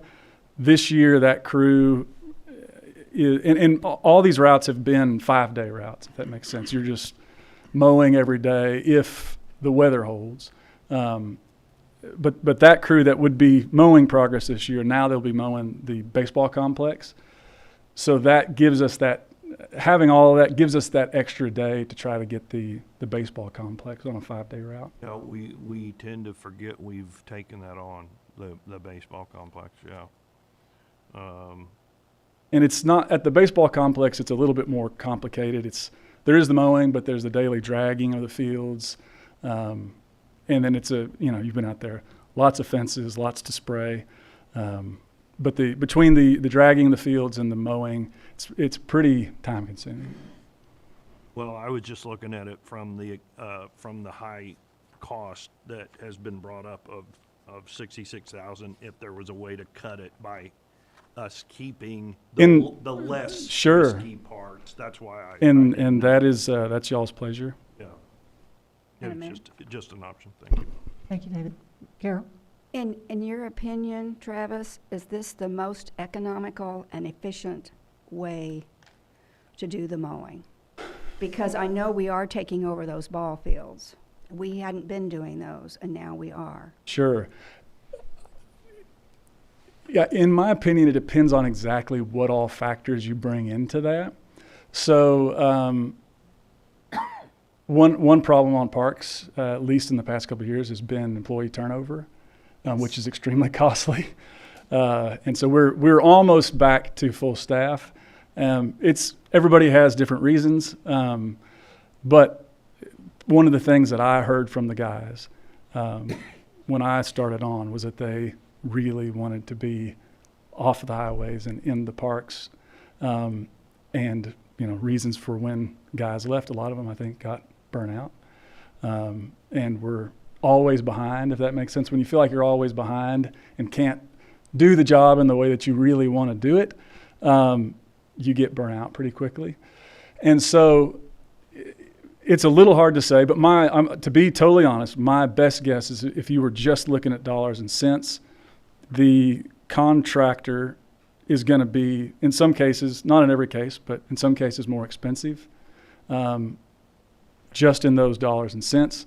My personal belief is that over the long term, the satisfaction and safety of our workers is going to make that up, because they're going to feel like they've got the time to focus on the things that they really are passionate about, and able to give extra care and attention, and maybe even specialize in irrigation or in ball field maintenance or in horticulture, the places where they can really show detail in their work. Whereas, as of what I witnessed last summer, myself included, we were just hammered down on a mower trying to keep up. So I would think if you were to just put these side by side, the contract mowing of everything in town would likely be more expensive, because there are other things that we're doing as city staff that make that economics of scale work in our favor.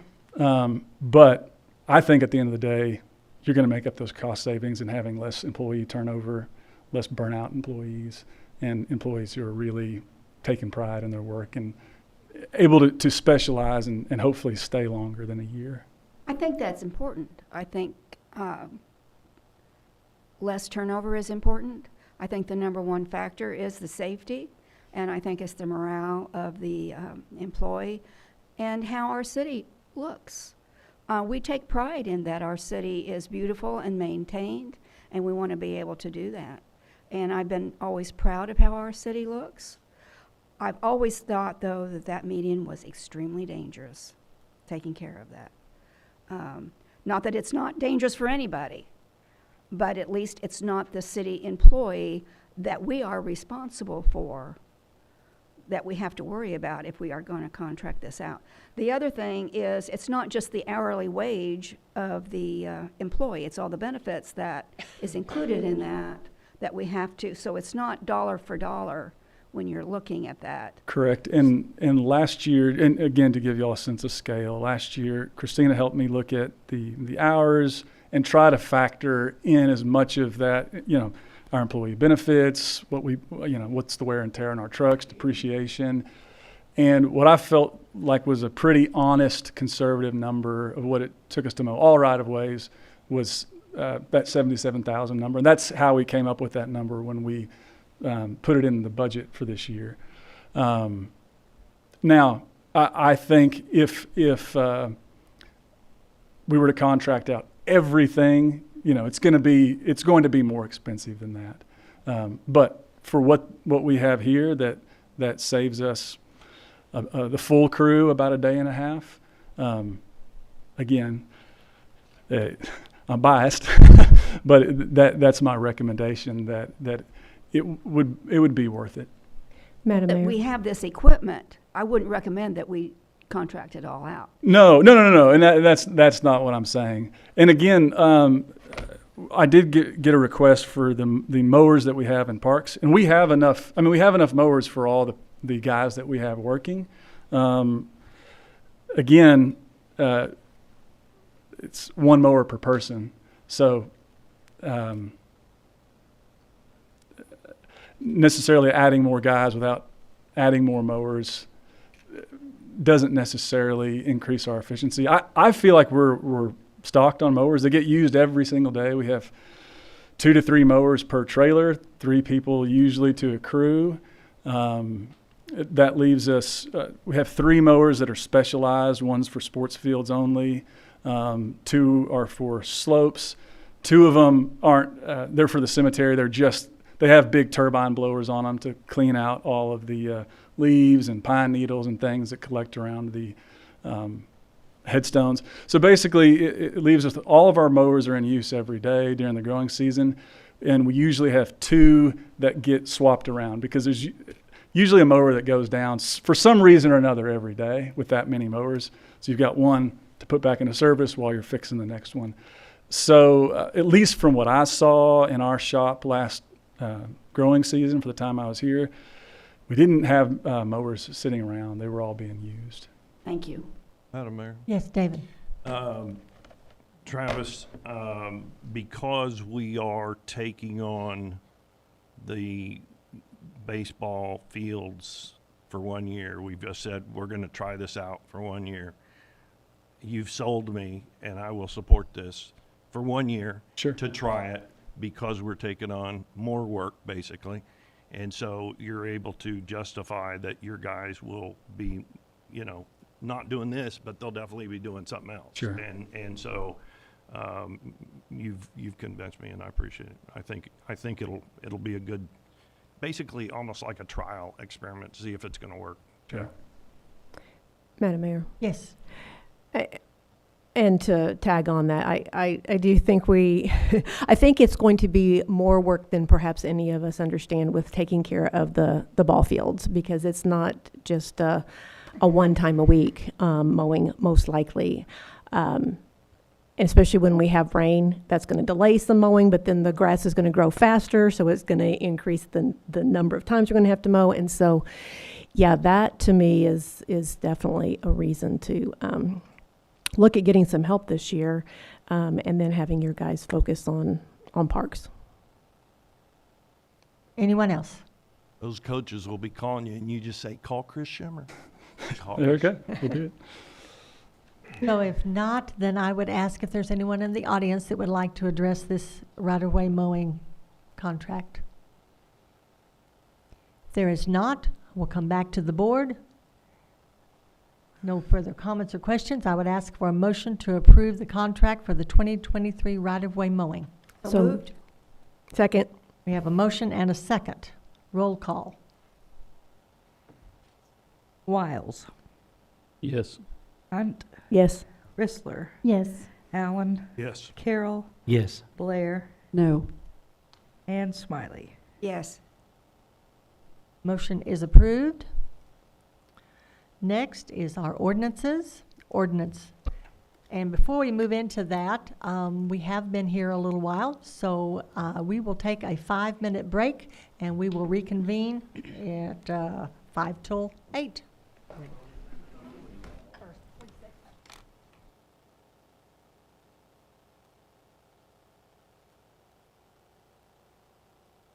Thank you. We will call this Board of Directors meeting back to order. Now moving on to our ordinances. Ordinance 23-03, second reading, amending Chapter 22 of the Business Code for mobile food vending. And Ben, you have the floor. Well, thank you, Madam Mayor, members of the board, Ben Rhodes, Senior Planner. So based on the comments and direction received at the February 21st board meeting, when the ordinance was under its first reading, staff has made some additional updates for your consideration. One, we restored the existing 10-foot distance requirement for trash receptacles and also requiring that each unit has at least one trash receptacle. We completely repealed the section on parking limits. Time limits.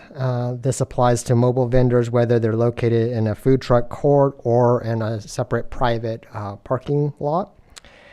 And we heard you regarding unit maintenance. So we added a new section on the maintenance of facilities, including all manners of operation, not only the units themselves, but also things like picnic tables, sunshade structures, etc. Finally, we created an abandonment clause, which is somewhat the inverse of the previous parking time limit. What this says is that if there is a unit that is shown to be abandoned or not in service to the public for 90 days or greater, the rule states that the unit needs to be removed. This will take care of the recent situation with the abandoned unit that was at the corner of Alpine and Mount Olive Street, should a similar situation arise in the future. No additional updates were made beyond the ones I've just covered.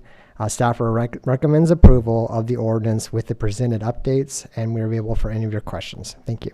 Thank you, Ben. Directors, comments or questions for Ben? Madam Mayor, I was going to ask this question, then I went back and saw this. I just want to confirm that, one of the things we talked about was not making the vehicles or the trucks move for 7 days, which you did talk about the increase the maximum parking time from 90 to 120 days for units that are not in operation. But I did see that you did strike the limited occupancy, and so I just wanted to. That's correct. That whole section has been struck. It's Yeah. being repealed Yeah. out of that. Yeah. So unless they are inoperable, they do not have to move every so Correct. many days. Yeah. Yeah. Okay. Anyone else? If not, is there anyone in the audience that would like to address this ordinance concerning the mobile food vending? Yes, sir. If you'll please state your name and address, and you will have 3 minutes at the podium. Yes, my name is Michael Griffin. I'm sorry, speak into the mic if you will. My name is Michael Griffin, Thank and you. I'm the owner of Griffin's Food Court on Mount Olive Street, 825 South Mount Olive.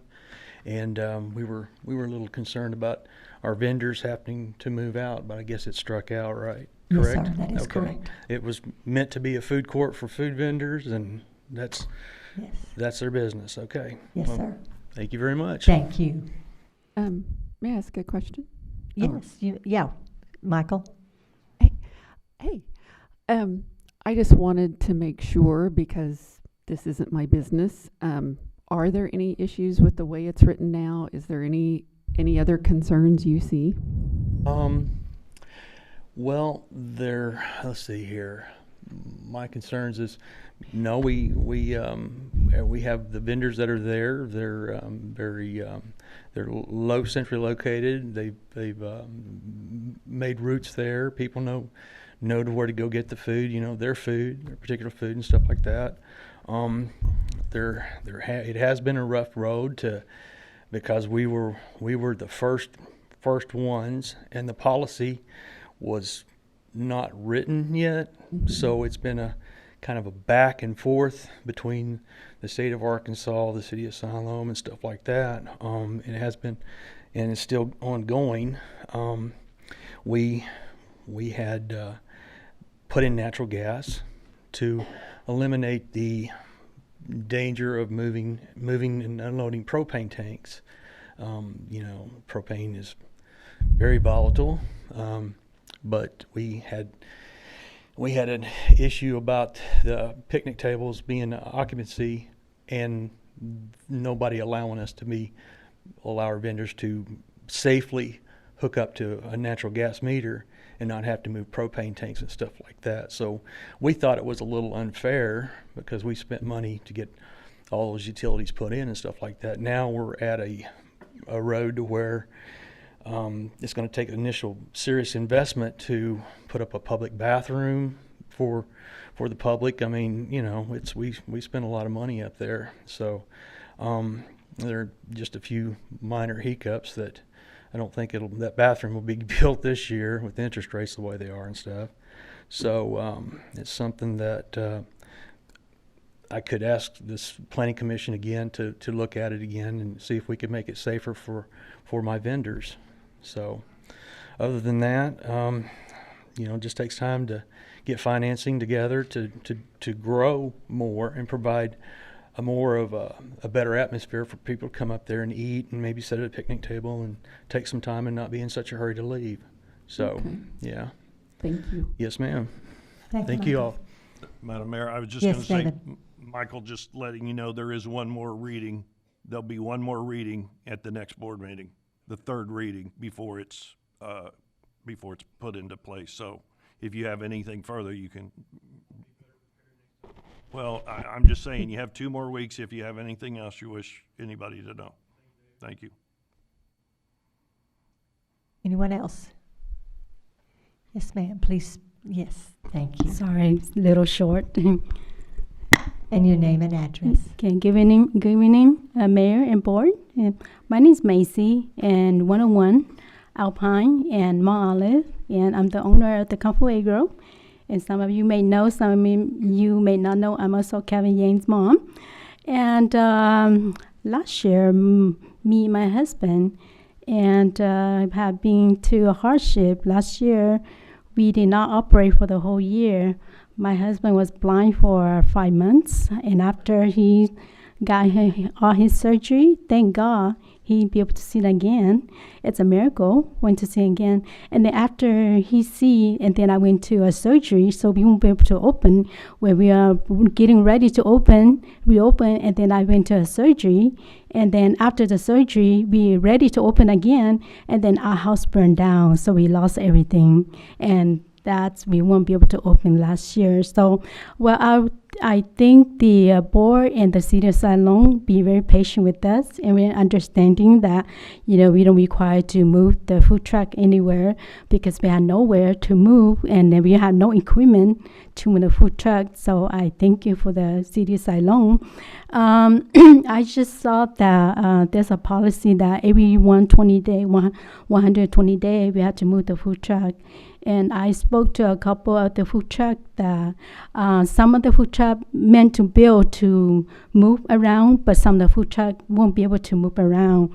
And last 2 weeks, I do move my food truck, and then my food truck is not the one I be able to move around. And when I moved, it will be damaged a couple things. So before the board made the decision, I just say that you could think about some of us that if you move the food truck, then it would damage a couple things, and then some you can be able to replace it.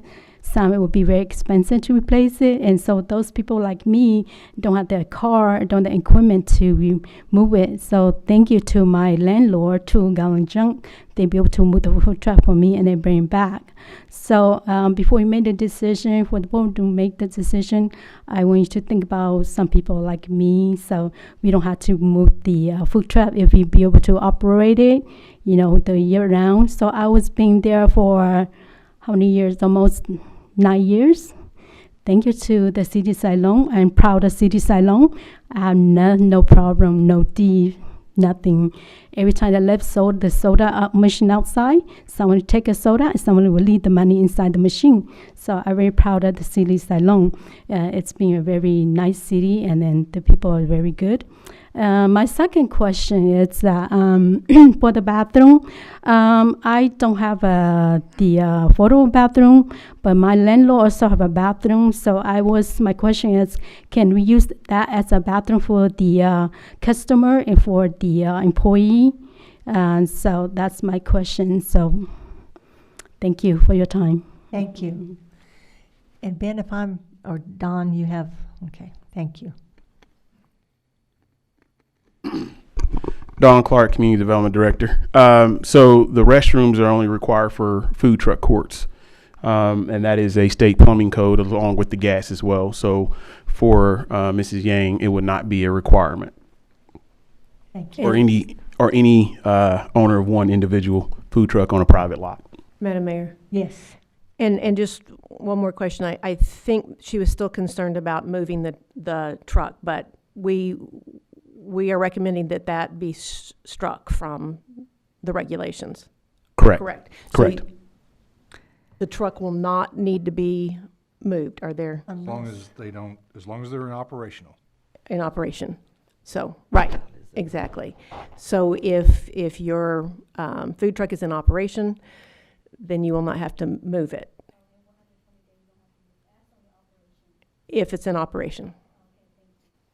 Okay, I know that was a question. Is there a maximum that it is not in operation that it must be moved?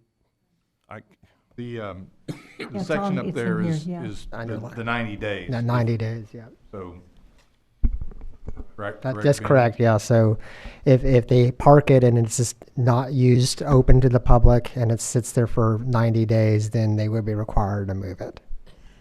At one time, we were asking them to move it every 90 days, no matter what, correct? And that's what we have struck. Yes, so it's the inverse of the parking time limit. Right. So if it's in operation, it can stay indefinitely. There will be no time limit if it's in operation. This is only if it ceases operation. Right, okay. Yeah. And if I might add, it probably will end up being longer than 90 days because we won't know the first day that it's not in operation. Sure. So at some point after 2 weeks or so, we see that it's not in operation, then code enforcement will have to make a note of it, and then count the 90 days, and at some point notify the business owner that if they don't start operating again, they're going to have to move it. So. Thank you, Philip. Is there anyone else in the audience? If not, directors, back to you. No further comments or questions. I ask for a motion to place ordinance 23-03 on its second reading, suspending the rules, reading title only. So moved. Second. We have a motion and a second. Roll call. Hunt. Yes. Rissler. Yes. Allen. Yes. Carroll. Yes. Blair. Yes. Smiley. Yes. Wiles. Yes. Motion is approved. Next is ordinance 23-04, Madam first Mayor. reading for amending city municipal code, and we have I'm sorry, Philip, would you like to read? Only if you would like me to. I would like for you to read. Ordinance number 23-03, an ordinance amending chapter 22 of the municipal code with respect to mobile food vending. Thank you. Now on to ordinance 23-04, first reading amending city municipal code, and there has been a request for withdrawal of this consideration. Philip? Thank you, Madam Mayor. So part of what you will hear in my admin report later tonight is there is a bill that's before the Arkansas legislature right now that will likely strip the city's ability to regulate short-term rentals with regard to everything, limitations, permits, and so the Arkansas Municipal League is working with the sponsor of that bill to try to make some amendments to it that are a little bit better in the eyes of cities. And for that reason, I don't think it's appropriate for us to proceed with trying to adopt regulations at this time, because that may add fuel to the fire of passing this bill the way it's issued or the way it's drafted right now. So we would ask that this ordinance be withdrawn, and let's wait and see what the Arkansas legislature does, and depending on what they do, we may or may not be able to bring this back at some point in the future with public notice in the whole 9 yards. Thank you. So, Jay, do I need a motion and a second to have this withdrawn from the agenda since it is on here? You do not, but if there is a board member who wants to hear it, then you would need to go ahead and proceed. Thank you. So I would ask then, board, if you are in agreement, and I would, a head shake, a head nod would be fine, sufficient, just so we have on record that we have asked you and you have agreed that we can withdraw this. So I see that that is approved. So for the record, there are no objections No to staff objections. withdrawing it. That's right. Thank No you. objections. All yes nods. Next is ordinance 23-05 and ordinance 23-06. 23-05 is first reading, amending City Municipal Code, Chapter 102, zoning, self-storage facilities. The other is ordinance 23-06, first reading, amending Section 102-21 of the City Municipal Code, rezoning from I-1 to PD, the 21,000 block of South Arkansas Highway 16. I'm reading those together because Ben is going to present those together, but then we will have a motion and vote on them separately. So, Ben? Thank you, Madam Mayor, members of the board. Just for clarification, I'll be reading 2305 and presenting on that, and then you will vote, and then I'll be presenting 2306 and Resolution 1823 together in one presentation. So just for clarity. You're gonna do the resolution with the other. Yeah, Okay. it's a resolution that is with the last ordinance in the same presentation. So just for clarity there. Thank you. So again, thank you. As everyone is aware, excuse me, as everyone is aware, the city is experiencing substantial growth, which appears to remain on the same trajectory in the future.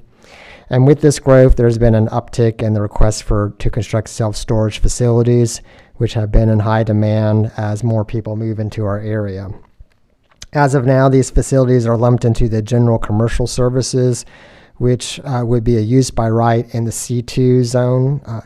The recent projects have all been developed within the C2 zone, including one that was approved but never was constructed to date. We have observed that the key undeveloped commercial properties may be in peril being developed for this type of warehousing rather than for office or retail uses, which would generate more economic benefit to the city. So staff's suggestion is not to prevent these facilities from being developed in the C2 zone, but rather to make an amendment to the definition of use unit 20 to include these uses falling more into the land use impact of a warehouse facility rather than a traditional consumer-based service such as a car wash or a bank or something like that. So by including self-storage into the use unit 20 definition, it would primarily be allowed in the industrial zones as a use by right. However, use unit 20 would also be a special use in the C2 zone district. If this ordinance is approved, future applicants would need to also apply for a special use permit in addition to the significant development permit if their project happened to be in the C2 zone.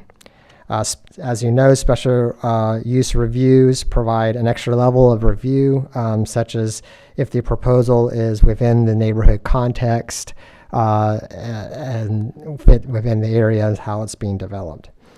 There are several commercial areas where self-storage would be a good fit, such as facilities located behind some of the existing stores on Highway 412. As far as the changes you see there listed on the slide here for use unit 21, that actually has nothing to do with self-storage. That is rather just a correction of a Scrivener's error in the code, so that use unit 20 uses are directed to use unit 21 uses.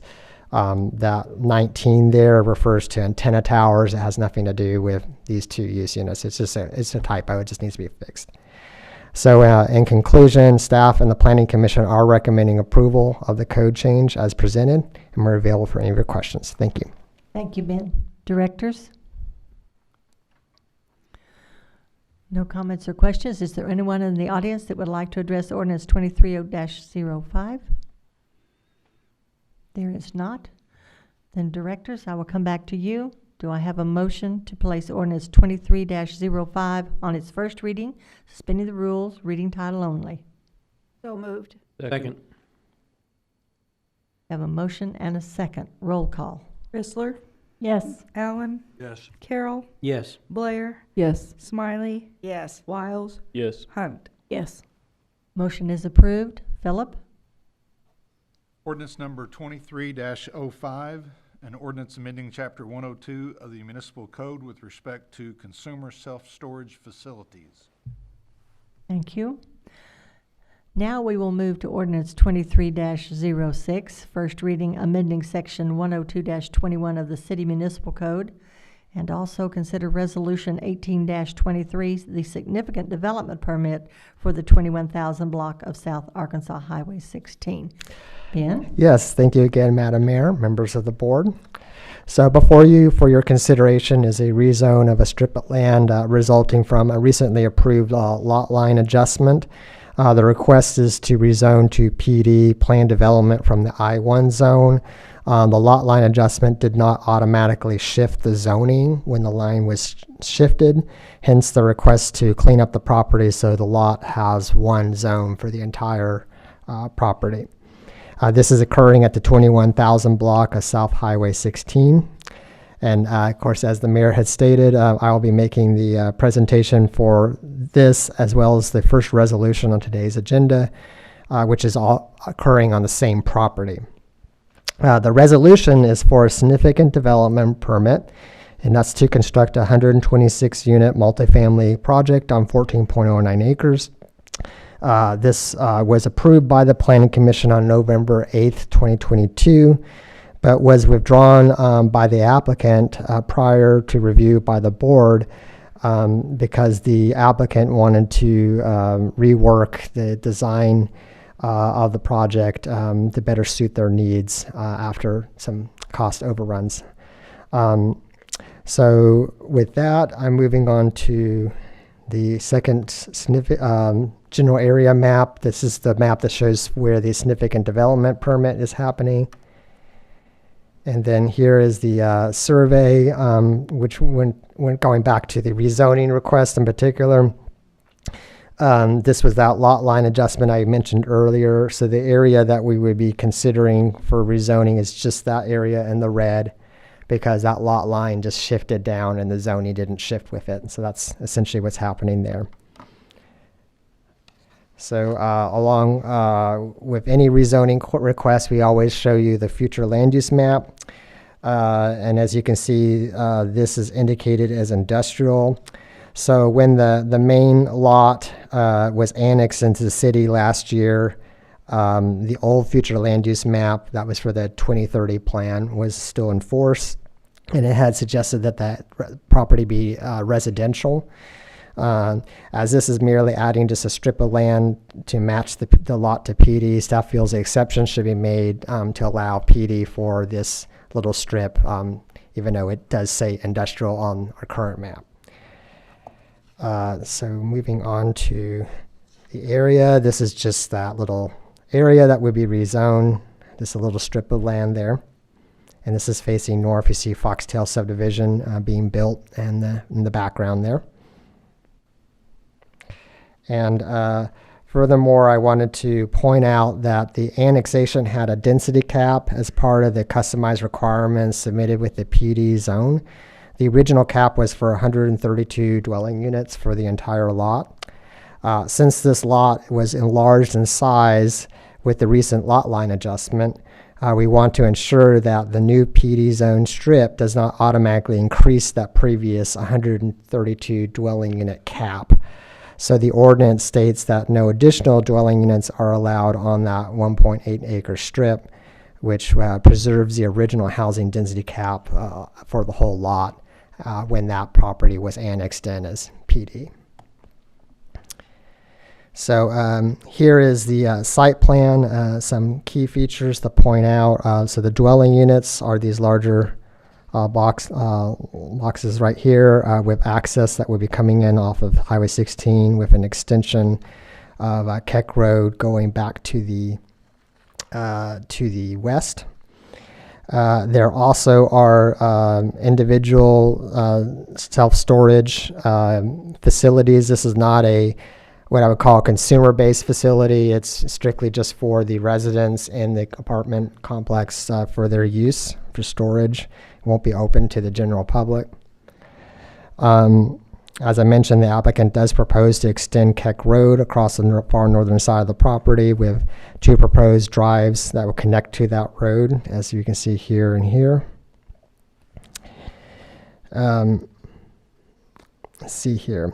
The sidewalks will be included both along Keck and Highway 16, and then there's detention on the northwest corner. And easements are related along the southern boundary per the original lot before it was adjusted southerly. Finally, the proposal includes private amenities such as a dog park and playground area, which are all both located on the south side of the property. And here you see the landscape plan. This does meet our ordinance for all required trees and landscaping on the property. And then this is what the elevations, essentially what these buildings will look like when they're constructed. You can notice they are 3-story tall, but they are within our height limit. And then finally, here's the property again looking to the north. This is a different photo from the earlier one, but it gives you the same area. So I've also highlighted the area that covers the zoning to rezoning for the PD as shown in the front part of that picture there. Staff and the Planning Commission are recommending approval of both the rezoning and the significant development permit applications. On the significant development permit, the Commission suggests the following conditions of approval. The first 2 conditions are related to off-site utility and drainage easements. These will be filed by separate instrument as directed by the city engineer. The third condition, which is now fulfilled as of since writing the staff report, relates to the updated developer agreement on the electric transformers. And then the fourth and final condition is related to the need to rezone the southern 1.8 acres, which you've already been briefed on. With that, we are available for any of your questions. Thank you. Thank you, Ben. So, directors, first we will consider ordinance 23-06, rezoning from I-1 to PD. Any comments or questions? Madam Mayor. Yes, Lisa. Ben, can I ask you a few questions? We're going to use pages 15 and 16 of your presentation, if that helps. So, or maybe 16 is probably better. So, all the traffic will flow onto Highway 16? That's correct. That's the main in and out access. Yeah. When's Keck Road supposed to be done? Or is that Keck Road, Washita, Keck Road? Yeah, it's a corridor road, Keck Road. They both will connect. We don't have a time right now for when that would be completed. Will the traffic go out through there, or? Well, if it ever does get completed, some of the traffic would probably go left, but you know. How that would be on there?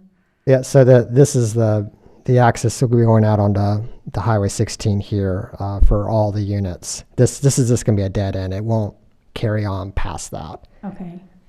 So they're doing a traffic study on that road right there on Highway 16, are they not? Is there traffic, or is it on? Kenwood. Kenwood? I'm not familiar with a particular study. Kevin, do you know?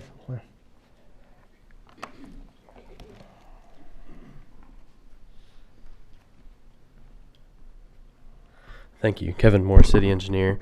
The city had actually put counters out in anticipation of this item going before the board tonight. So that was a city study. That was not RDOT. Okay. When are we going to get the results? I have those results.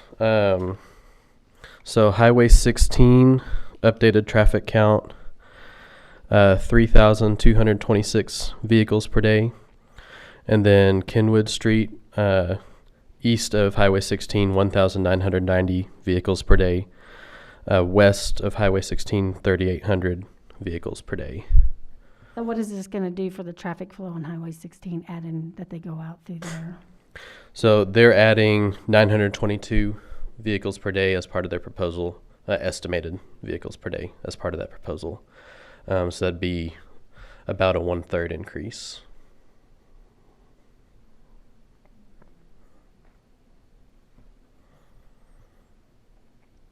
And we don't have Keck Road on our schedule at all. No, that is a item that was presented as an option to bond, recommendation as one of the bond projects that was discussed at one point, I believe, last year, but it's not currently on our 3-year plan. Has anybody suggested moving it forward? That would be at the pleasure of the board to add that to the budget.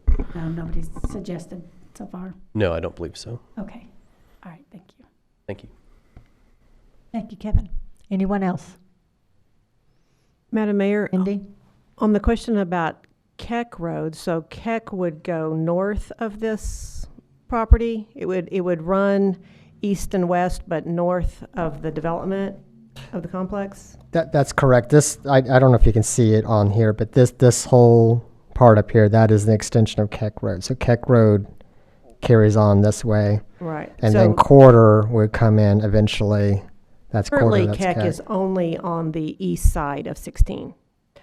That's correct, And yes. so if it did, if you did extend it to the west, would it extend all the way to 412 or Quarter? What road would it extend to? If it went further west, it would hit Quarter Road. Quarter Road, Yeah. okay. So So then people could go either right or left. Correct. And go into 16 or Quarter, okay.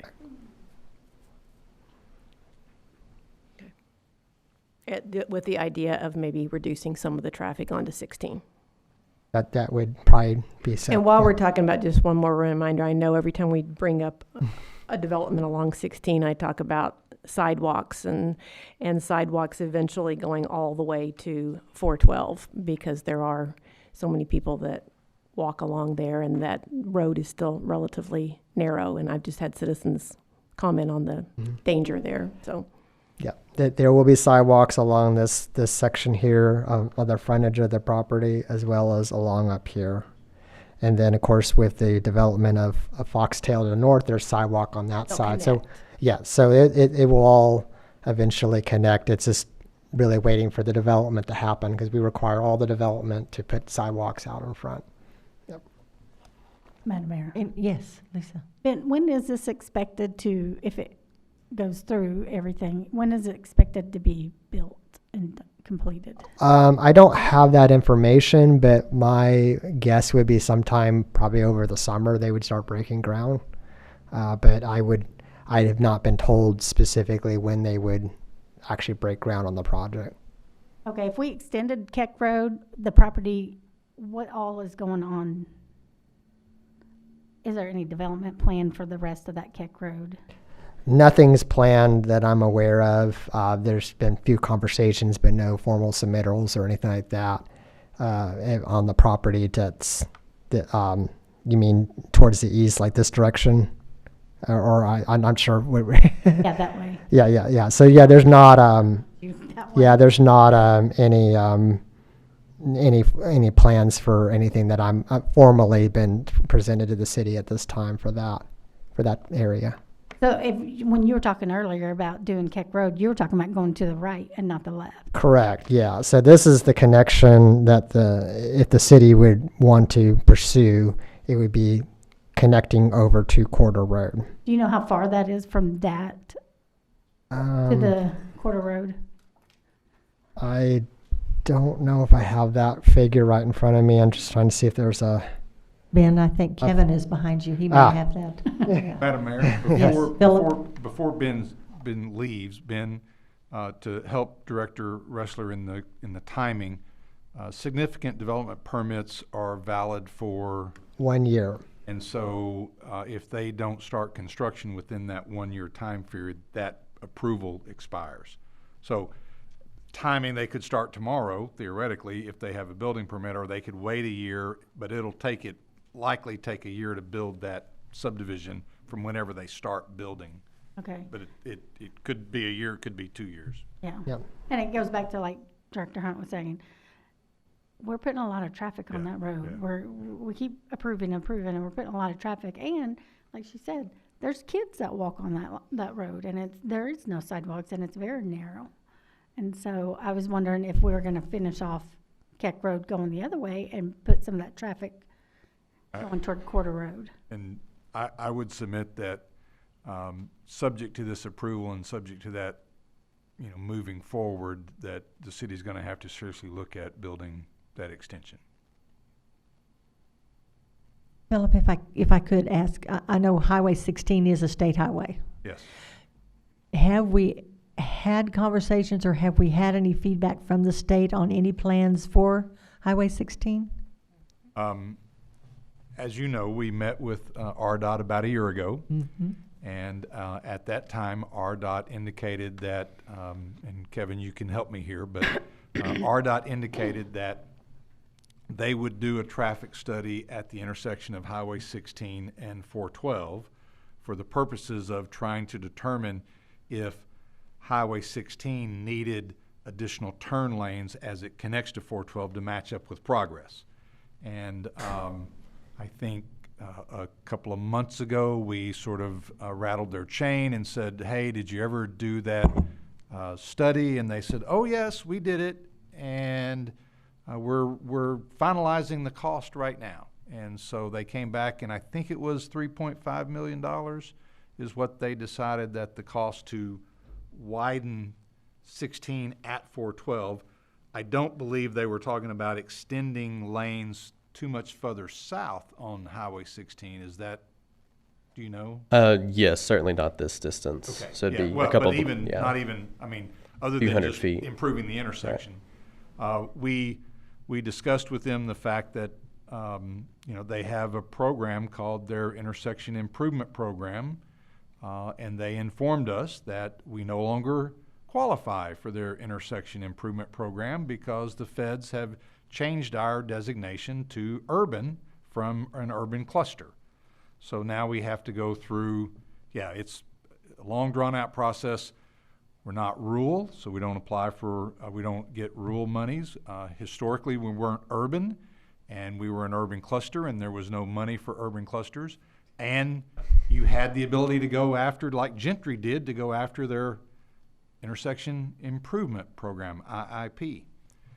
But now that the Census Bureau or the feds had decided that they've changed the definition of urban area, and we now are considered that, we have to go through regional planning and apply for money that way. We are also, just for the record, Madam Mayor and I and others in the Western Benton County along Highway 59 are meeting with RDOT on Thursday, and we'll be having some more discussions about this. But back to the comment, they recognize that at least the intersection needs to be improved to help traffic flow there, but no improvements south of that intersection. It's probably more than you wanted to know, but that's where we are. That's good. Madam That's Mayor. good information. Yeah. Can they Lisa. use our counts to justify?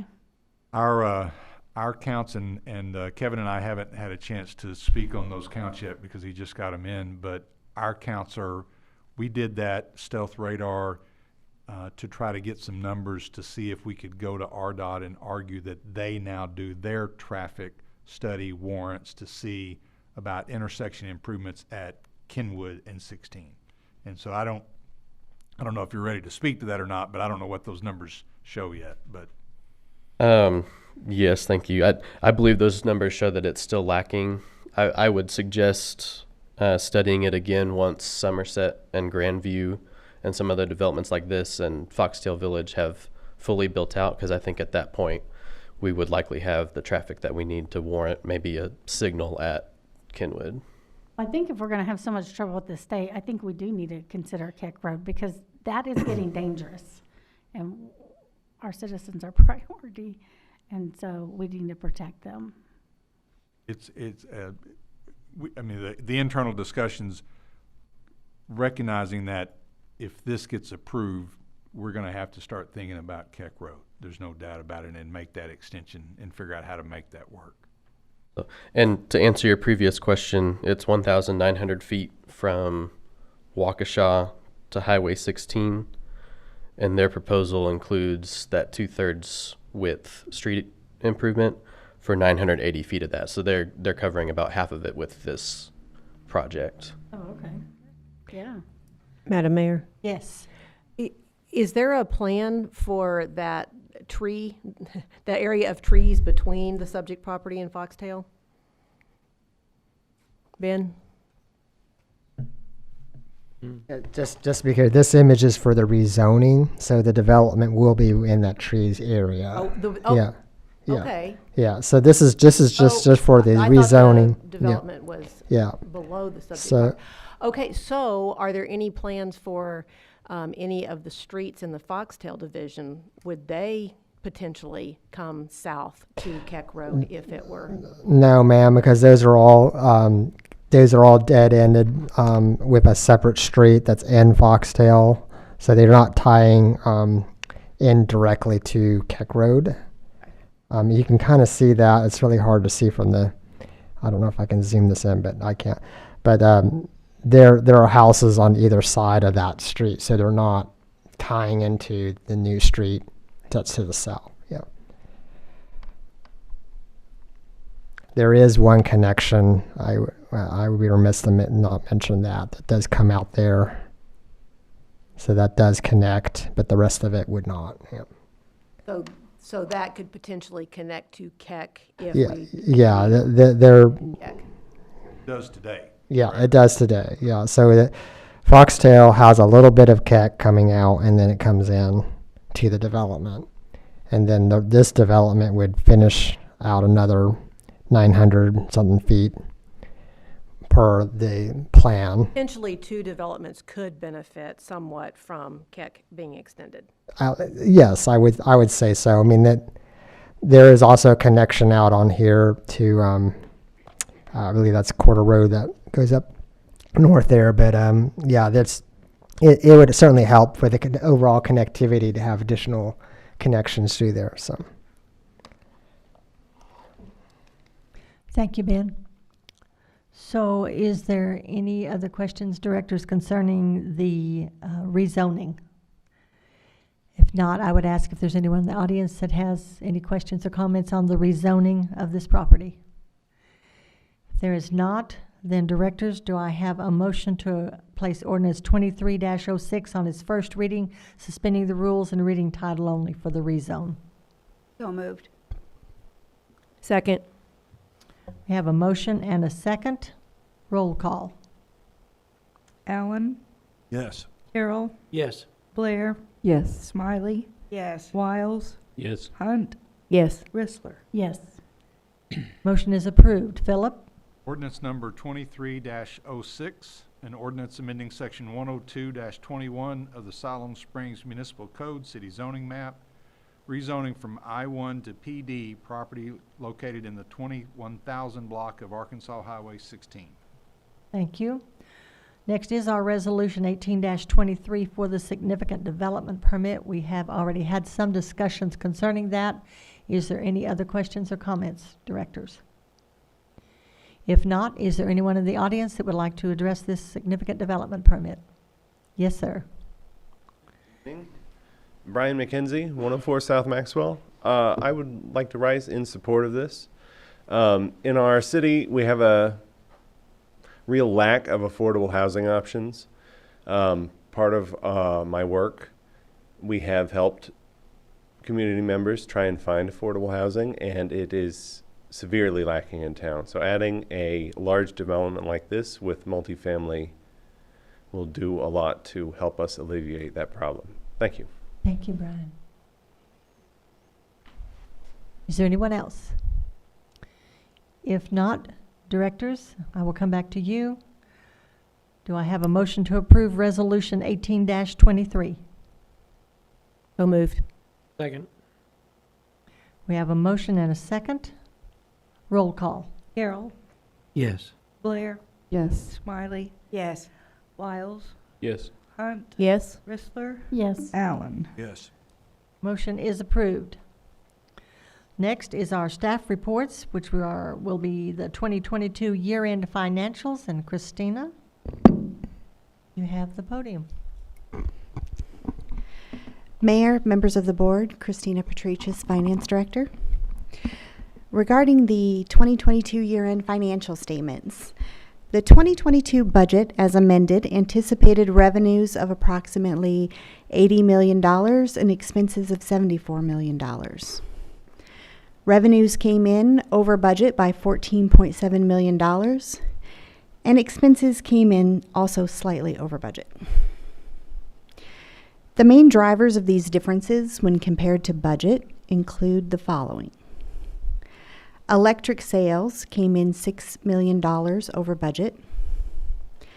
These additional sales only increased the city's net income by about $500,000. And that's because the bulk of the revenue was related to a pass-through to, it was a pass-through cost to customers that we call the PCA, or the power cost adjustment. Almost $5 million of the $6 million was PCA. COVID grant funding from the Rescue Act was provided to the city, and we used that for public safety wages totaling about $3.5 million. City and county taxes came in $2 million over budget. And there were several smaller increases noted in the staff memo. Expenses were close to budget despite the electric cost of goods sold being over budget by $5.5 million. Again, that relates back to the PCA.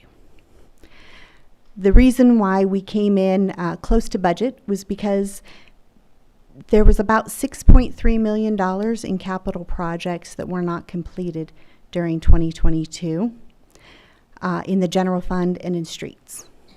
Now, some of these projects will continue into 2023, such as the Lake Francis Street project, which was originally budgeted at $2.6 million. And finally, a few years back, the city agreed to contribute $700,000 towards a new dam at the water intake in the Woka Park. In 2022, Walton Enterprises donated the reconstructed dam to the city, resulting in a donation of $4.1 million. And so those are the highlights, but I'm available for any questions. Thank you, Christina. Directors, questions or comments for Christina? The highlights, what about the lowlights? There are a few more items mentioned in the memo. Anyone in the audience? Then directors, I come back to you. Any further comments or questions? All right. Thank you, Christina. Thank you. Philip, Administrator's report. Thank you, Madam Mayor. I have three expenditures over the $30,000 mark to report in the electric department.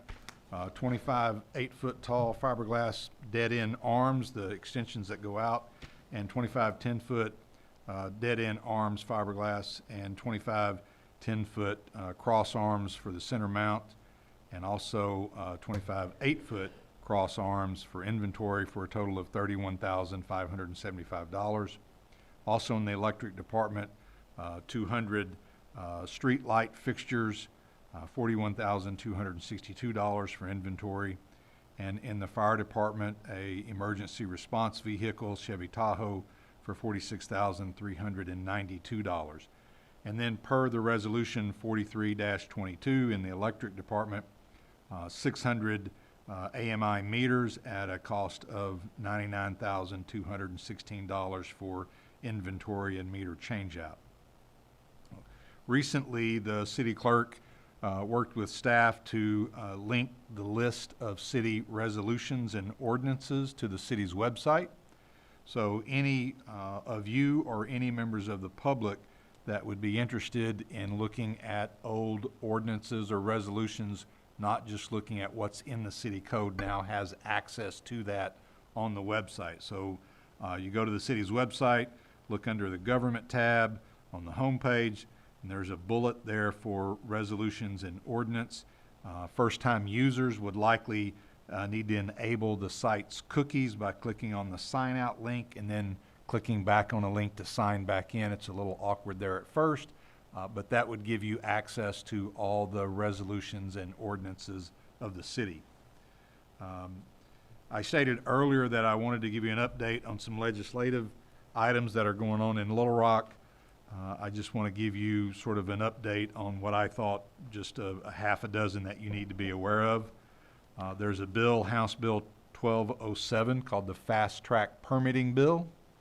And if passed, this bill will require that any administrative permit that is issued by the city, not that goes through the Planning Commission and comes to the city board, but issued at the administrative level, if it's not approved within 60 days, it's automatically approved.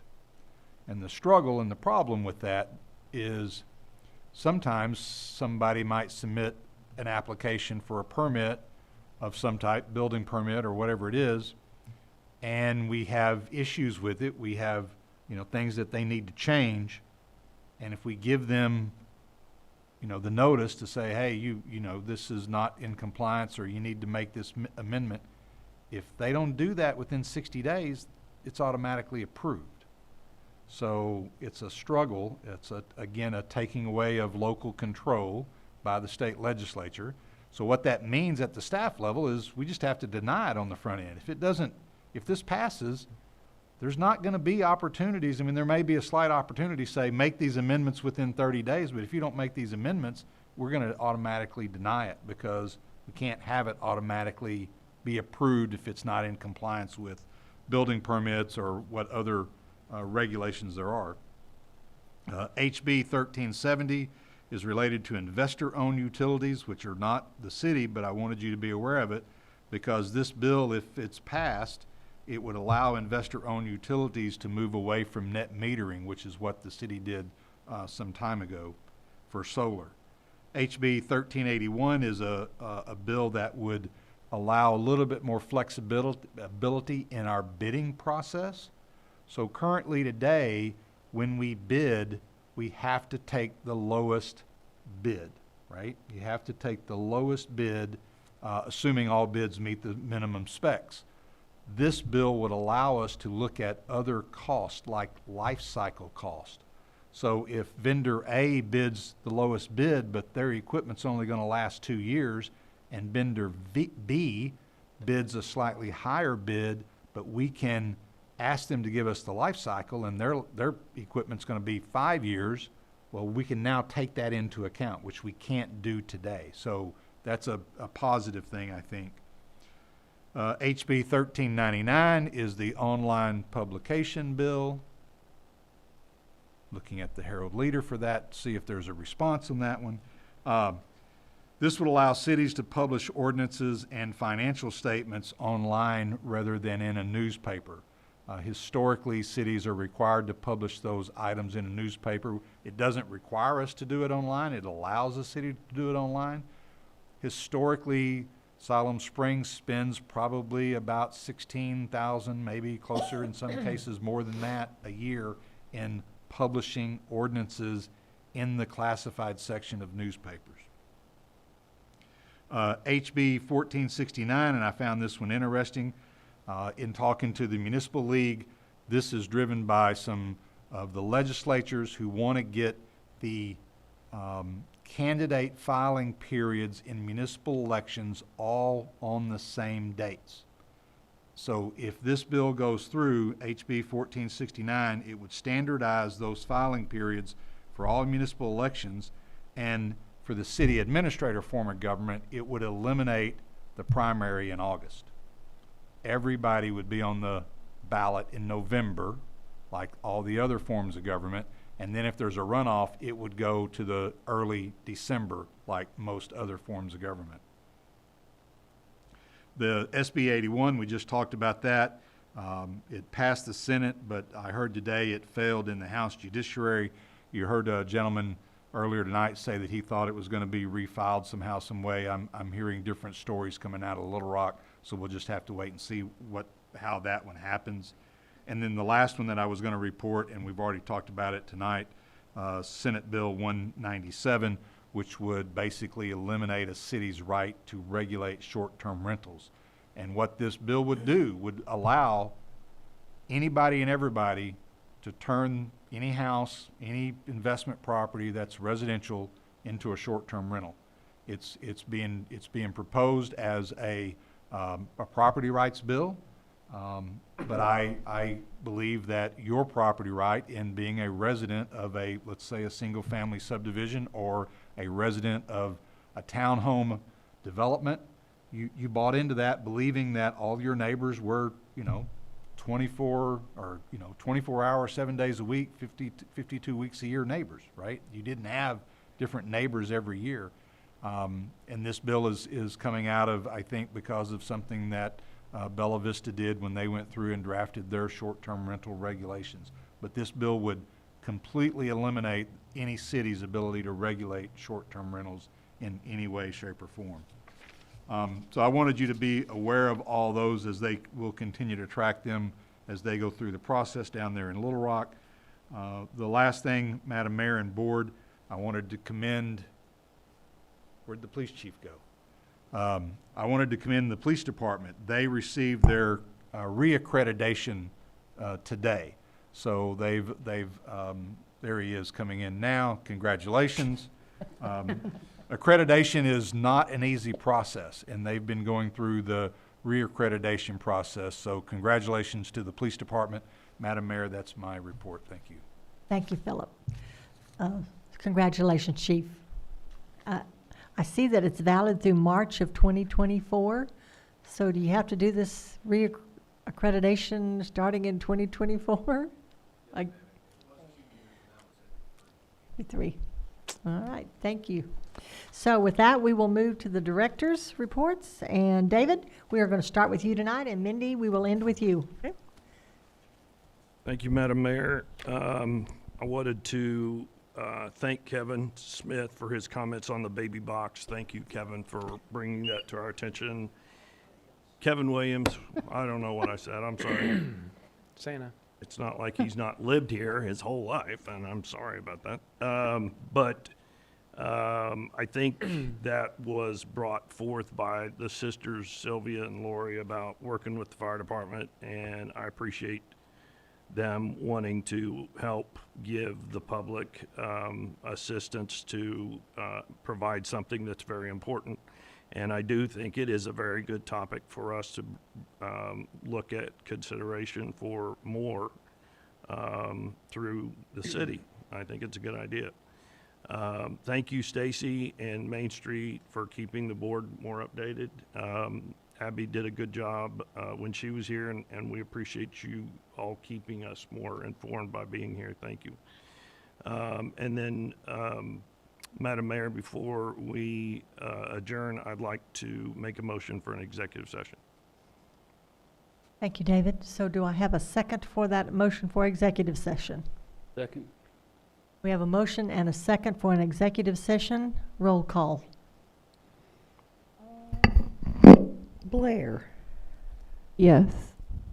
Miley. Yes. Wiles. Yes. Hunt. Yes. Risler. Yes. Allen. Yes. Carroll. No. And in that motion. Do we need to, Yeah, I was going to say, along with that why? motion, we have to state what the purpose is of that executive session. Is it for the purpose of employment review? It's personnel issues. Personnel. Of which consider it by law says considering employment, appointment, promotion, demotion, disciplining, or resignation of any public officer or employee. Yes. So, thank you. If you'll include that, Renee, in that motion. And I have a second from Ken, is that right? And you agree with that? Okay.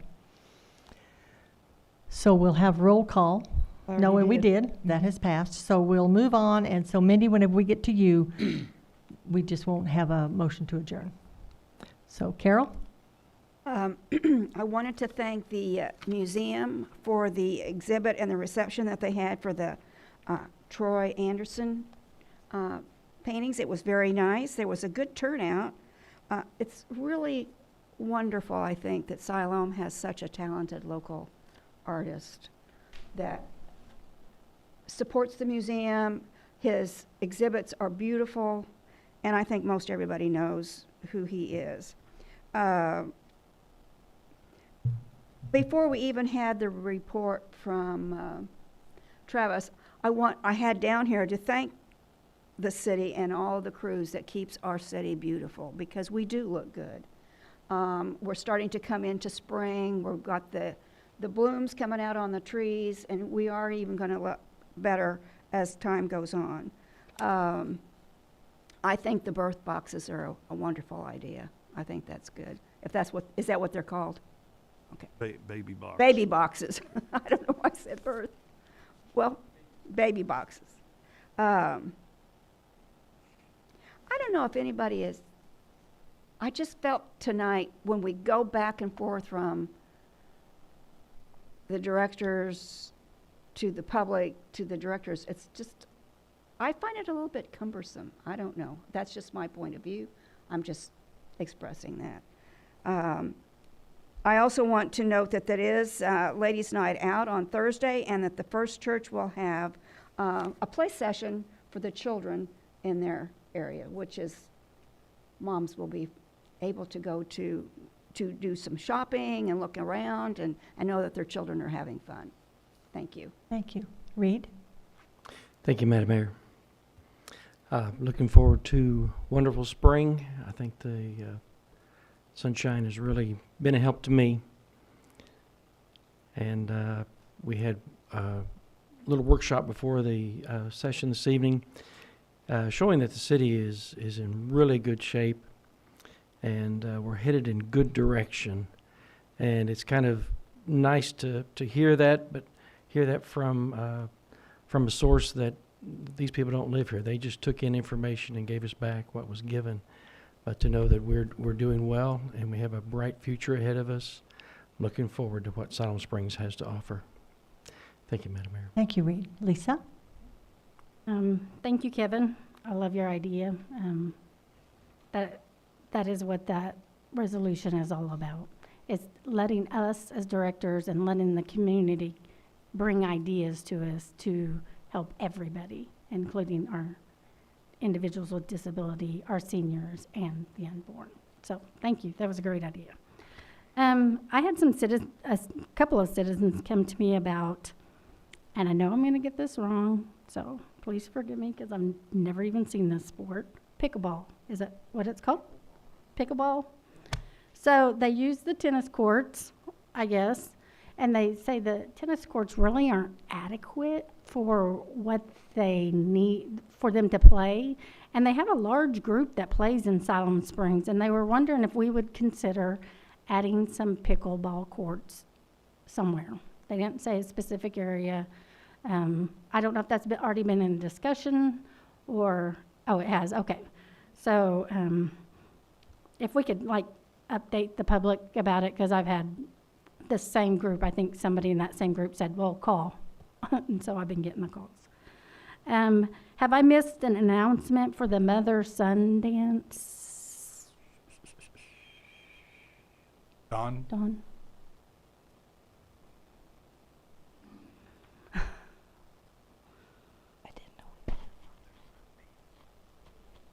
Oh, I thought somebody, when I was going back through my notes, somebody said that well, I know, it's an email from you, Philip, that we were talking about the daddy-daughter, and then you said something about mother-son, that we were going to join it, but we ended up not doing it that year, but we were going to join something. I would have to go back and look through my emails. I'm not aware of a mother-son's dance. There was a bowling event at one time. Mother-son bowling? We've had a few, Don Clark, Community Development Director. We've had a few mother-son events. We did do a dance. Some of the mothers said we're not going to bring that many rambunctious boys to one place again. So I don't think that was. But there are some discussions about trying to do something in that format. Our recreation coordinator with Parks has been looking and fielding input also from the Parks Advisory Board of what it could look like, but there's nothing on the books currently for a mother-son dance. Okay, but they're looking into something. Yes, ma'am. Okay. Have they gotten any input from the community, maybe? I don't, Because that's the one that I've been called on a couple of times. yeah, I don't know that I've heard anything in particular. No, ma'am. Okay, okay. I've mentioned a couple of times about the trails.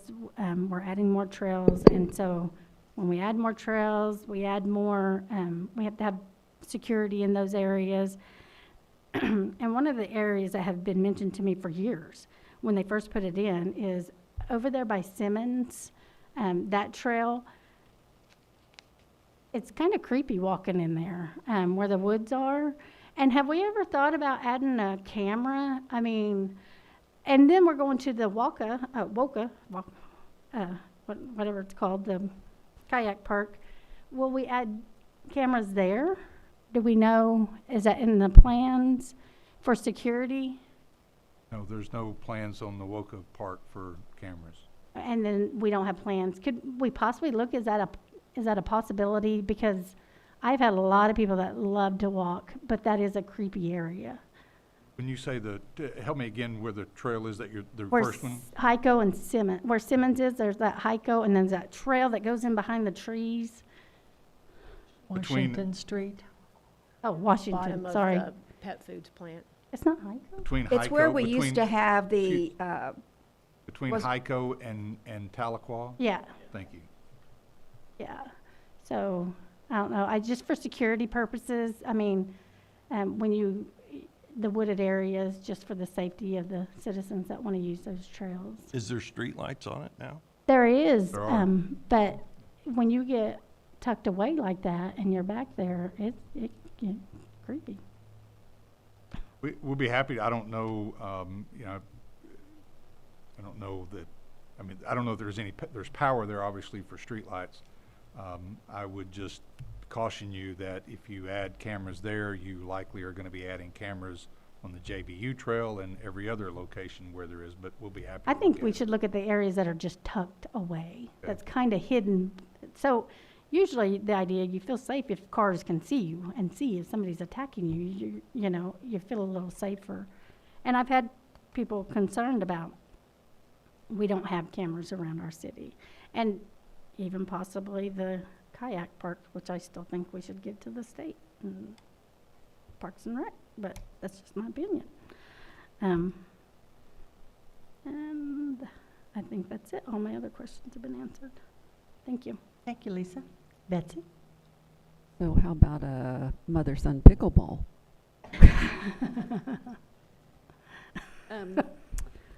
A citizen contacted me about seat belts. I guess they've seen several city employees in their vehicles not wearing seat belts. So I don't know if that's something that needs to be addressed, but I thought I'd let you know.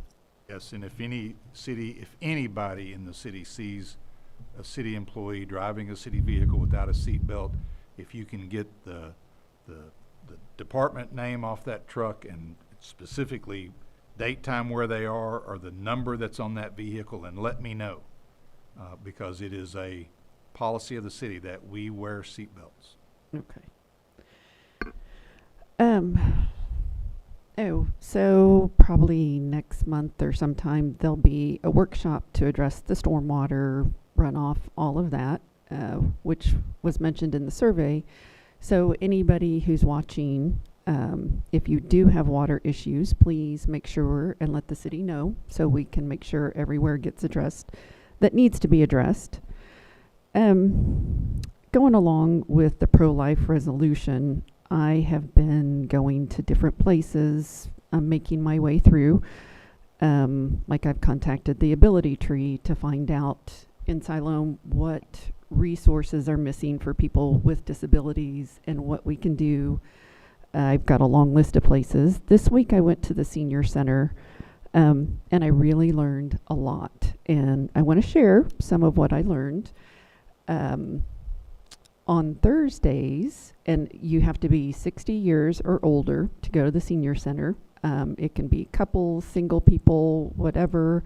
On Thursdays, they do outings. They go to other towns.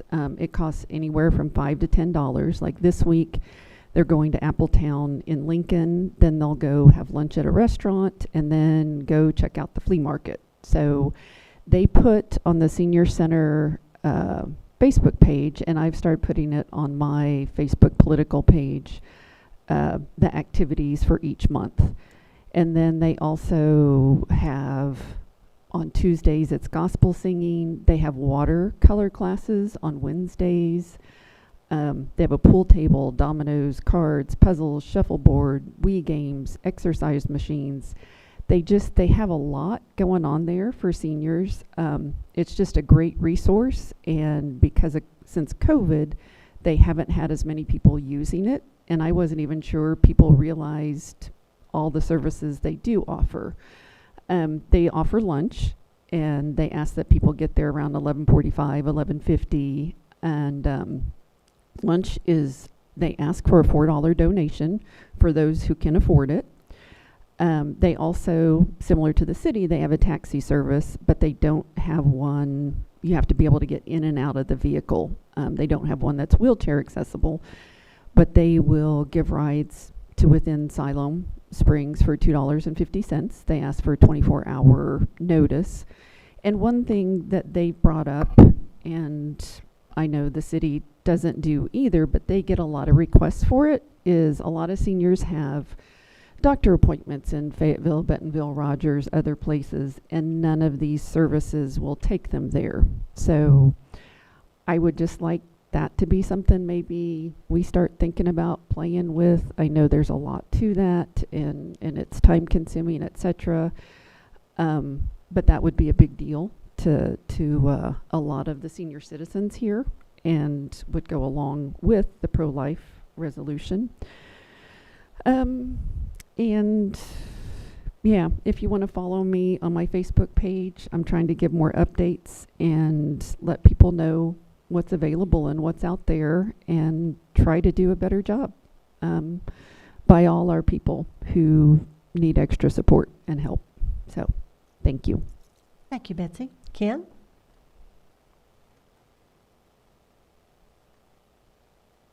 In an effort to not be repetitive, there's been so much good talked about tonight, beginning with the survey, and I don't know, I felt like it's been a pretty good meeting.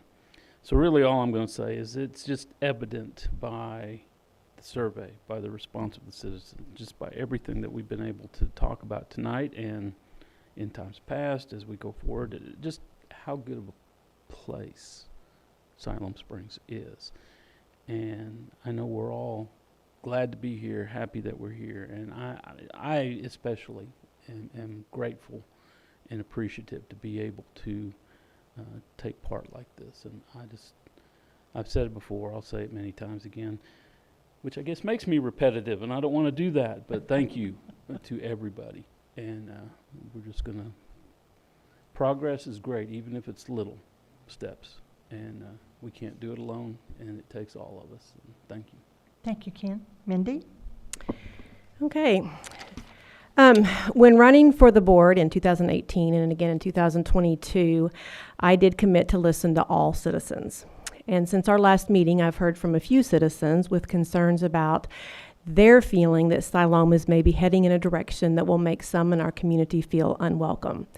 One comment made, and I quote this, was, "It feels like Siloam has locked themselves into an agenda that will cause harm and inhibit true community where all are welcome to thrive and grow." My reason for bringing this up is simply to say that I personally feel it is my responsibility to make all persons feel welcome in Siloam, to treat all persons with dignity and respect, and to listen to all persons regardless of their beliefs, values, backgrounds, different opinions, etc. In other words, as we passed with our pro-life resolution last week, to truly value all human life.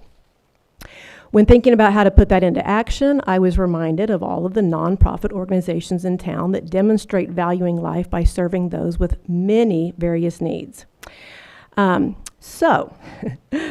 I apologize for not mentioning this to anyone ahead of time, but I have this idea, perhaps the city or the chamber or Main Street or a combination of the three could sponsor some sort of an event that brings more awareness to these nonprofit organizations in town so that people know there are different organizations, the Ability Tree, the Manna Center, the Genesis House, lots of different organizations that are there to serve our citizens with various needs. Maybe it could be combined with the Fourth Friday event that you're going to start this summer, have tents out where people could come from these organizations and just, again, it's just more of an awareness event. So I'm just kind of throwing that out there. You can do with it what you want. But I do feel like once we pass that resolution, we were committing to do what we can to show that we do value life. A couple other things. Renee, thank you for your work with adding the link of ordinances and resolutions. I think that'll be helpful for people that are looking for that kind of information. So thank you. One thing, I was pleased to get the results of the survey, and one comment, actually, by one of the citizens in response to, let's see, the question was, well, the answer doesn't really relate to the question, so it doesn't matter. But there was a suggestion within the answer, which was from a person that had just moved here 3 months ago. She was grateful for getting the survey, but she commented on, I'm saying she, it may be a he, didn't know where to go for reliable, comprehensive city community information. And I know the chamber has a lot of the information, but I think sometimes individual citizens may not really think about going to the chamber because they think of it being more business related. So now that we've got this, so I'm wondering about some sort of welcome packet that we could give to new people in town, and it could be a utility, when they sign up for their utilities, maybe. We could have some sort of packet. It wouldn't necessarily have to be extensive, but just sort of referring to the city website, maybe outlining some of the annual events in the city of Siloam, just something that maybe those newcomers could get to make them feel welcome and just have some general information about what we do in this city. Like I say, there could be a information about how to get to the city website, from the city website. This was something that Director Smiley actually mentioned a minute ago when we were talking in the break. There could be a tab that says welcome to Siloam for newcomers to the city. So anyway, just again, I've got all kinds of ideas that I'm asking other people to implement. Congratulations, Chief, for reaccreditation. I'm going through that process right now with the College of Business at John Brown University. I know what it involves. It's a lot of work. So congratulations. I hope we'll have that good news too. A follow-up, a few weeks ago, we got emails from several women that do the Zumba class, and they were concerned that we might cut back to one night instead of 2 nights, but we were able to make sure it continued 2 nights. Well, that was sort of my impetus to start going to Zumba. I'd thought about it for a long time, and I finally started going. I try to go at least 1 night a week, and there are a lot of ladies there. In fact, last Thursday night, I don't think we could have fit anybody else there, because in Zumba, you're moving around a lot, so we would have been bumping into each other. I try to stay in the back. In fact, I kind of move out as much of the way as possible, but it's a lot of fun, and so thank you, board members, for being interested in making sure that continues to happen 2 nights a week. It is being used. And then finally, a few weeks ago, my son actually came home and said, "Hey, Mom, you probably should know about this, maybe say something to the city administrator." He had gone to Harbor Freight, was coming back behind Harbor Freight, and came upon a lady who had tried to turn onto Tulsa Street a little bit too close and ended up in the ditch. And he wasn't able to do anything. He talked to her. Her son was coming to help her get out. But anyway, I mentioned something to Philip about it, said, "Is there anything we can do?" And was driving by. He mentioned to the street crew. They came up with a plan. I drove by yesterday, and there's a nice curb there now, and it's going to be pretty hard to run into the ditch now. You might run into the curb, but at least you won't be stuck in the ditch. So thank you to the street crew and to you for making sure that happened. I kind of think that what my son saw that day was probably not the first time that it happened. So that is a great solution. I appreciate that. That's it for me, so I will not call that we adjourn. I guess I will move that we go into the executive session. Thank you, Mindy. Yes, we have had a motion and a second that has been approved. So we will adjourn to executive session. We will come back and come back and open to session so that any decisions that are made can be made public, or if no decision is made, we will also notify the public of that. So we are adjourned to executive session.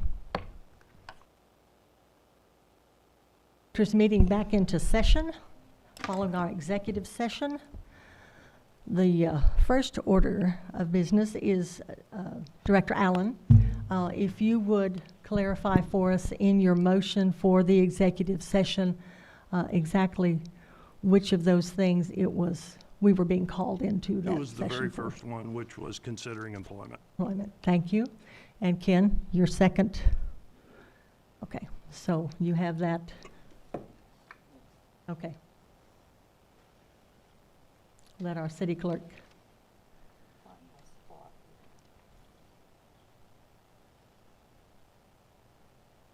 I have motion to convene to executive session for employment matters.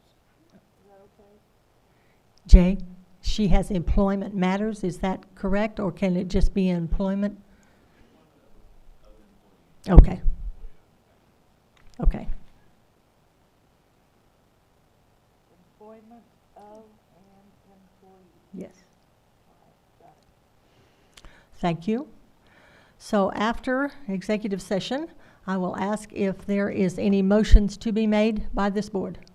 Madam Mayor, Yes, David. I make a motion that the contract for Philip Patterson as city administrator be terminated, effective immediately, and that all the severance and benefits provided by the current contract will be followed per the contract. Do I have a second? Second. I have a motion and a second. Is there any discussion? Madam Mayor, Yes, Reed. I would just like to state that I have full faith and confidence in Philip Patterson and the work that he has done and is doing. And I appreciate you. Thank you. Is there anyone else? Madam Mayor, Yes. I would like to say the same thing, that he has my full confidence. I think he's done a good job. And I appreciate all that he's done and all that he's accomplished for this city.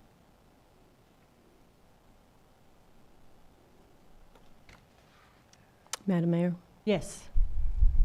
and I would like to say the same thing. I've appreciated working with you for the past 4 years. I have full confidence in your ability. I think you bring a lot to the city of Siloam. I've appreciated your efforts and what you've accomplished, and I have full support of your continued employment in Siloam Springs. Thank you, Mindy. Just a moment while I get some information from the city clerk.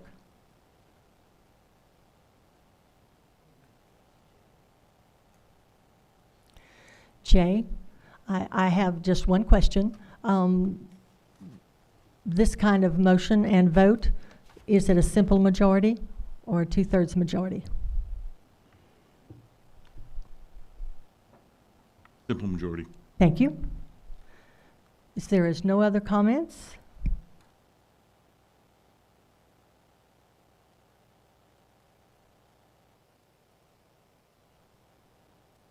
Renee would like for you to repeat the motion so she makes sure she has it correct as far as the wording. Make a motion that the contract for Philip Patterson as city administrator be terminated, effective immediately, and that all the severance and benefits provided by the current contract be followed per the contract. Thank you. And Lisa, you had the second, and you second that. Is that correct? Madam Mayor, can you tell us, please, what a yes vote means and what a no vote means? A yes vote means termination. A no vote means you are against termination. Okay, thank you. Roll call. Smiley, No. Wiles, Yes. Hunt, No. Rissler, Yes. Allen, Yes. Carol, No. Blair. Yes. Motion is approved.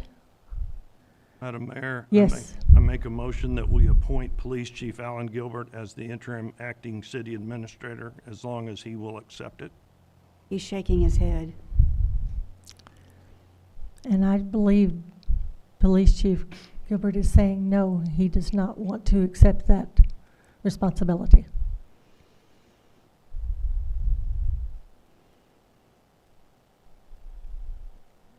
Do I have another motion?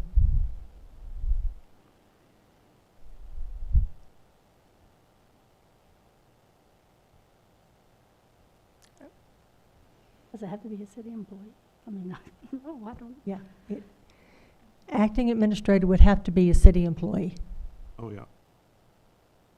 Can we get a list of the people that are right underneath?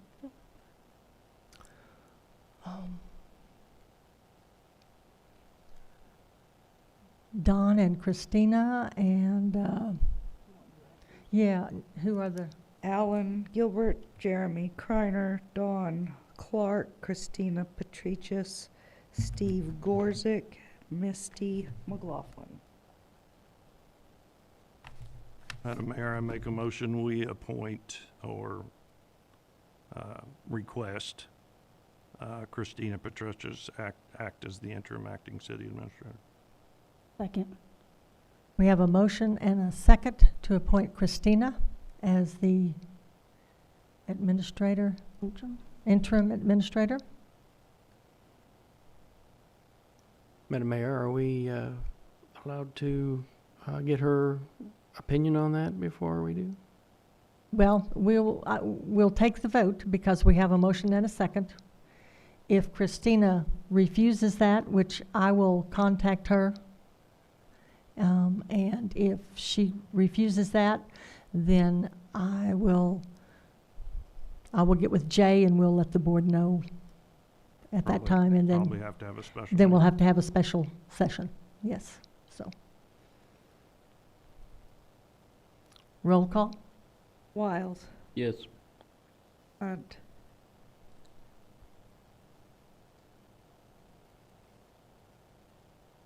No.